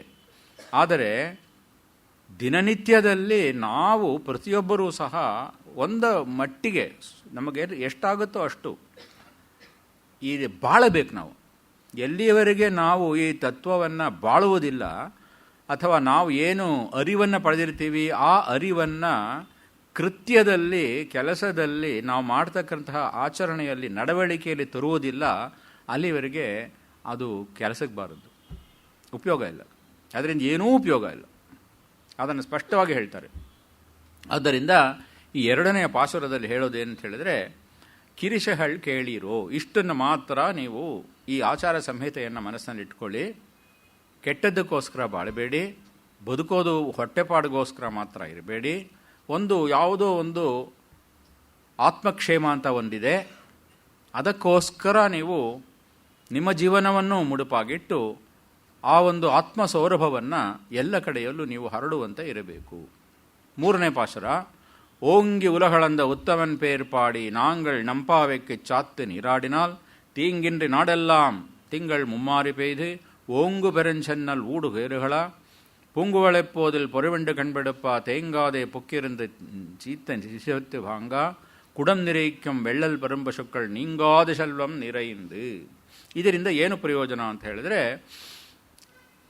ಆ ಮೊದಲನೆಯ ಇದರಲ್ಲಿ ನಾರಾಯಣ ಅಂತ ಹೇಳಿ, ಎರಡನೆಯ ಪಾಸುರದಲ್ಲಿ ಆ ಪಯ್ಯತ್ತು ಎಂದ್ರ ಪರಮ ನಡಿಪಾಡಿ ಅಂತ ಹೇಳಿ ಆ ಪರವಾಸುದೇವ ವ್ಯೂಹ ವಾಸುದೇವನಾಗುತ್ತಾನೆ ಅಂತ ಹೇಳಿ, ಇದರಲ್ಲಿ ಓಂಗಿ ಅಂದರೆ ಎತ್ತರವಾಗಿ ಬೆಳೆದು ಉಲಹ ಈ ಎಲ್ಲ ಜಗತ್ತನ್ನು ಸಹ ಅಳೆದ ಪರಮನ್ ಅಂದ್ರೇನು, ತ್ರಿವಿಕ್ರಮಾವತಾರ, ವಾಮನನಾಗಿ ಬಂದು ತ್ರಿವಿಕ್ರಮನಾಗಿ ಬೆಳೆದು ಈ ಎಲ್ಲ ಚರಾಚರ ವಸ್ತುಗಳನ್ನು ಸಹ 14 ಲೋಕಗಳನ್ನು ಸಹ 14 3 ಮಾಡಿ 3 ಲೋಕಗಳನ್ನು ಸಹ ತನ್ನ ಹೆಜ್ಜೆಯಿಂದ ಅಳೆದ ಪರಮಾತ್ಮ ಇದಾನಲ್ಲ. ಓಂಗಿ ಉಲಹಳಂದ ಉತ್ತಮನ್, ಉತ್ತಮ ಪುರುಷಸ್ತ್ವನ್ಯ, ಪುರುಷೋತ್ತಮ, ಅಡಿಪಾಡಿ.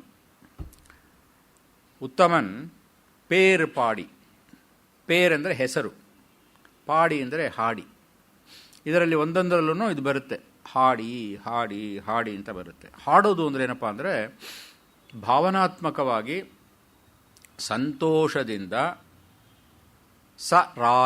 ರಾಗ ಒಂದು ಯಾವುದೋ ಒಂದು ಮ್ಯೂಸಿಕ್ ಅಂತೀವಿ, ಮ್ಯೂಸ್ ಅಂತೀವಿ. ಇದಕ್ಕೆ ಒಂದು ಶಬ್ದ ಇರುತ್ತೆ, ಆ ಶಬ್ದಕ್ಕೆ ಅನುಗುಣವಾಗಿ ಭಾವ ಬರುತ್ತೆ, ಭಾವಕ್ಕೆ ಅನುಗುಣವಾಗಿ ಒಂದು ರಾಗ ಇರುತ್ತೆ, ಅದಕ್ಕೆ ಅನುಗುಣವಾಗಿ ಯಾವುದೋ ಒಂದು ನಾದ ಇರುತ್ತೆ. ಇದನ್ನು ಡಿ ವಿ ಜಿಯವರು ಹೇಳಿದರು ನನಗೆ. ಶೃಣ್ವನ್ ರಾಮಕಥಾನಾದಂ ಅಂತ ಇದೆ. ರಾಮಾಯಣ ಕೇಳೋದು ಅಂದರೆ ಕಥೆ ಅಲ್ಲಪ್ಪ ಅದು ಅನ್ನೋರವರು. ಶೃಣ್ವನ್ ರಾಮಕಥಾನಾದಂ, ಅಲ್ಲಿ ನಾದ ಇದೆ, ಅದೊಂದು ನಾದ ಇದೆಯಪ್ಪ ಅದು ಅನ್ನೋರವರು. ಕೋನಯಾತಿ ಪರಾಂಗತಿಂ, ಶ್ರುತಿ ಅಂತೀವಿ ನಾವು. ಶ್ರುತಿ ಅಂದರೆ ಶಬ್ದ ಅಲ್ಲ, ಅಲ್ಲೊಂದು ನಾದ ಇದೆ, ಶ್ರುತಿ ಇದೆ. ಅದೊಂದು ಯಾವುದೋ ಒಂದು ಈ ಒಂದು ಸಂಗೀತ ಇದ್ದರೆ ಅದರಲ್ಲಿ ಒಂದು ಶ್ರುತಿಯನ್ನು ಅವಲಂಬಿಸಿ ಶ್ರುತಿಯ ಹಿನ್ನೆಲೆಯಲ್ಲಿಯೇ ಆ ಕಚೇರಿ ಎಲ್ಲ ಆಗೋದು.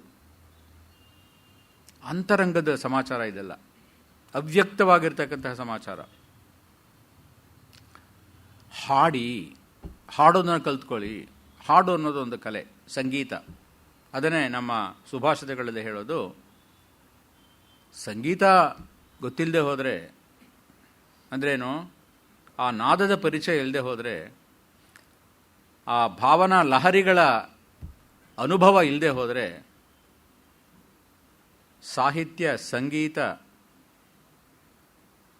ಸಾಹಿತ್ಯ ಸಂಗೀತಗಳ ಪರಿವೆ ಇಲ್ಲದವನು, ಜ್ಞಾನ ಇಲ್ಲದವನು ಸಾಕ್ಷಾತ್ ಪಶು ಪುಚ್ಛ ವಿಷಾಣ ಹೀನಃ.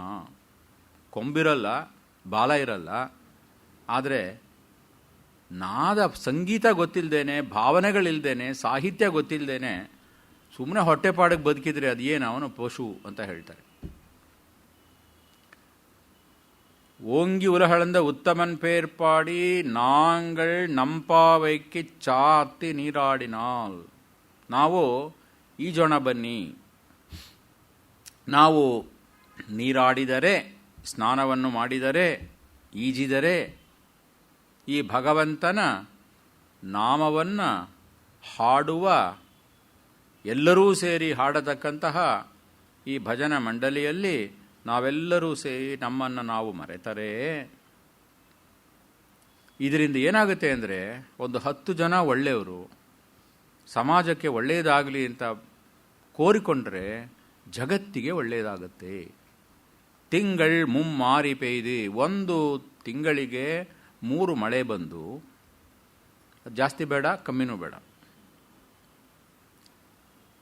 ತಿಂಗಳ್ ಮುಮ್ಮಾರಿ ಪೆಯ್ದು ಒಂಗು ಪೆರುಂ ಶೆನ್ನೆಲ್, ಎಲ್ಲ ಕಡೆ ಭತ್ತ ಬೆಳೆದು, ಶೆಮ್ನೆಲ್ ಅಂದರೆ ಉತ್ತಮವಾಗಿರ್ತಕ್ಕಂಥ ಭತ್ತ, ಎತ್ತರವಾಗಿ ಭತ್ತದ ಪೈರು ಬೆಳೆದು,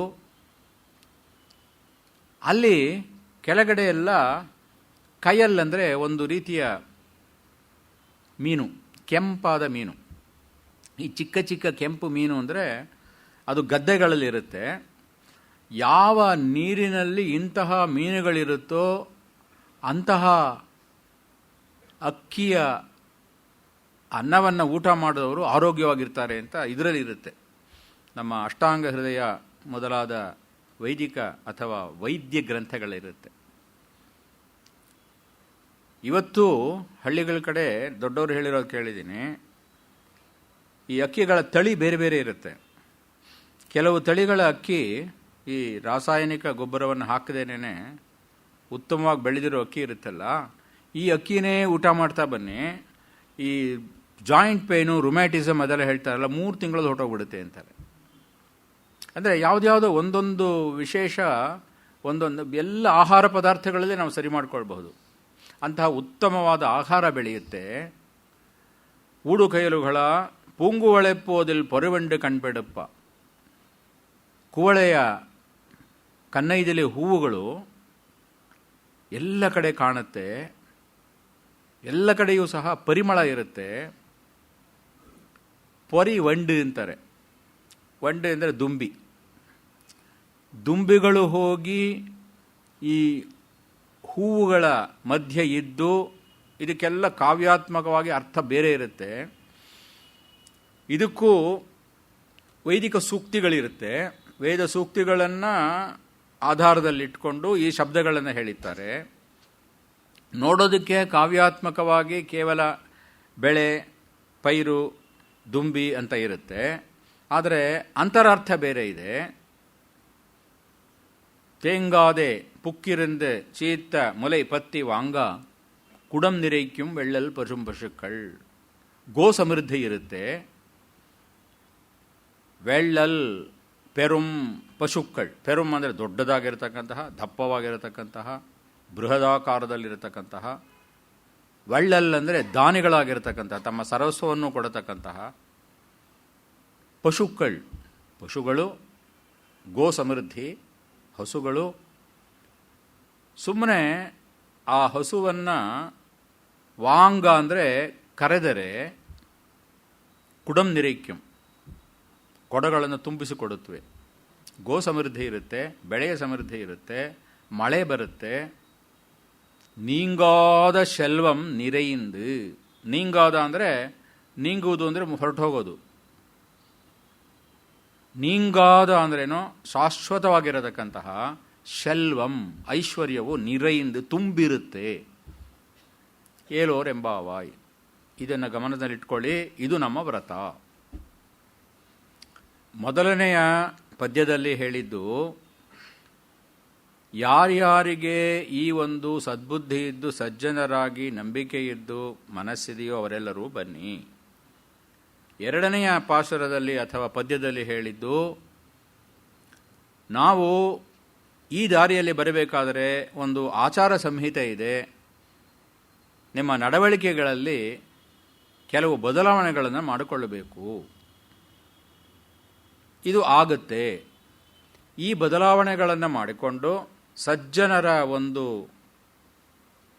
ಗುಂಪು ಎಲ್ಲಿರುತ್ತೋ, ಸಜ್ಜನರು ಎಲ್ಲಿ ಸೇರ್ತಾರೋ ಅದಕ್ಕೆ ನಾವು ಸತ್ಸಂಗ ಅಂತ ಹೇಳ್ತೀವಿ. ಸತ್ಸಂಗತ್ವೇ ನಿಸ್ಸಂಗತ್ವಂ ಅಂತ ಅದೆಲ್ಲ ಒಂದರಿಂದ ಒಂದು ಮೊದಲನೆಯ ಹಂತ ಮೆಟ್ಟಲು ಏನಪ್ಪ ಅಂದರೆ ಸತ್ಸಂಗ. 10 ಜನ ಒಳ್ಳೆಯವರೊಂದು ಕಡೆ ಕೂಡಬೇಕು. ಅದೇ ತಪೋಭೂಮಿ, ಇದು ಹಿರಿಯರು ಇದ್ದ ಸ್ಥಳ. ಆವಾಗ ಏನಾಗುತ್ತೆ ಅಂದರೆ 10 ಜನ ಸೇರಿ ನಿಷ್ಕಲ್ಮಶವಾಗಿರತಕ್ಕಂತಹ ಸದ್ಭಾವನೆಯನ್ನು ಹೊಂದಿರತಕ್ಕಂತಹ ಎಲ್ಲರಿಗೂ ಒಳ್ಳೆಯದಾಗಲಿ ಎಂಬ ಒಂದು ಹಾರೈಕೆಯನ್ನು, ಶುಭಮಸ್ತು ಅಂತ ಹೇಳತಕ್ಕಂತಹ, ತಥಾಸ್ತು ಅಂತ ಹೇಳತಕ್ಕಂತಹ ಸ್ವಲ್ಪ ವಿಶಾಲವಾದ ಮನಸ್ಸನ್ನು ಇರತಕ್ಕಂತಹ ಜನರು ಸತ್ಸಂಗ ಸೇರಿದಾಗ ಏನಾಗುತ್ತೆ ಅಂದರೆ ಉತ್ತಮನ್ ಪೇರ್ಪಾಡಿ ಆ ಭಗವಂತನನ್ನು ಸ್ಮರಿಸಿ ಅವನ ಅನುಯಾಯಿಗಳಾಗಿ ಅವನಿಗೋಸ್ಕರ ಬದುಕತಕ್ಕಂತಹ 10 ಜನ ಸೇರಿ ಪ್ರಾರ್ಥನೆಯನ್ನು ಮಾಡಿದಾಗ ಇದರಿಂದ ಲೋಕಕ್ಕೆ ಒಳಿತು, ಸಮೃದ್ಧಿ ಇರುತ್ತೆ, ಸೌಭಾಗ್ಯ ಇರುತ್ತೆ, ಮಳೆ ಬೆಳೆ ಬರುತ್ತೆ. ಈಗಲೂ ನಮ್ಮ ನಾಡು ನುಡಿನಲ್ಲಿ ಹೇಳ್ತೀವಿ ನಾವು, ಇಂಥ ಜನ ಇರೋದರಿಂದ ಮಳೆ ಬೆಳೆ ಆಗುತ್ತೆ ಅಂತ ಹೇಳ್ತೀವಿ. ಇದೆಲ್ಲ ನಮ್ಮ ಭಾವನೆಗಳು, ಇದೆಲ್ಲ ನಮ್ಮ ಅನುಭವಗಳು.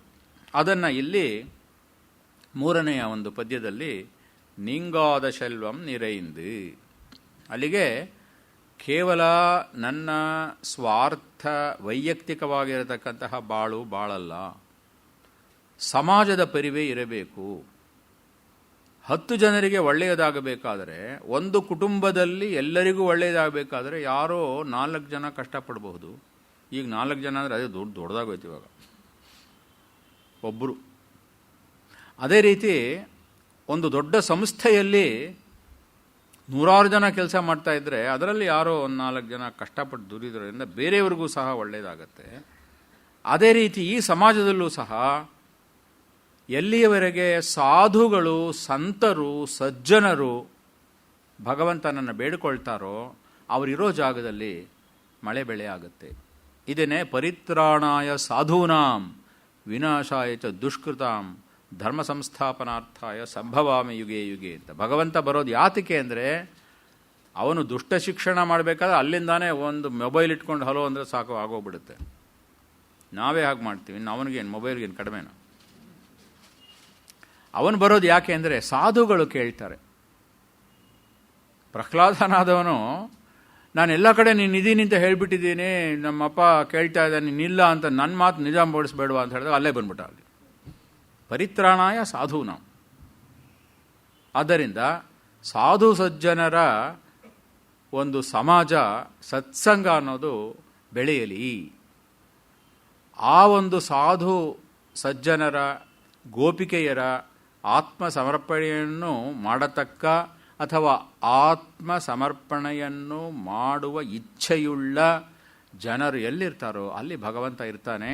ಇದರಿಂದ ಲೋಕಕ್ಕೆ ಕ್ಷೇಮ ಅಂತ ಹೇಳಿ 3 ಪದ್ಯಗಳನ್ನು ನಾನು ಪದಶಃ ಹೇಳಿದ್ದೀನಿ. ಎಲ್ಲ ಪದ ಹೇಳೋಕ್ಕಾಗಿಲ್ಲ, ಇರೋ ಸಮಯದಲ್ಲಿ ಪೋರ್ಷನ್ ಮುಗಿಸ್ಬೇಕಲ್ಲ, ಆದ್ದರಿಂದ ಒಂದು ಮಟ್ಟದಲ್ಲಿ ಹೇಳಿದ್ದೀನಿ.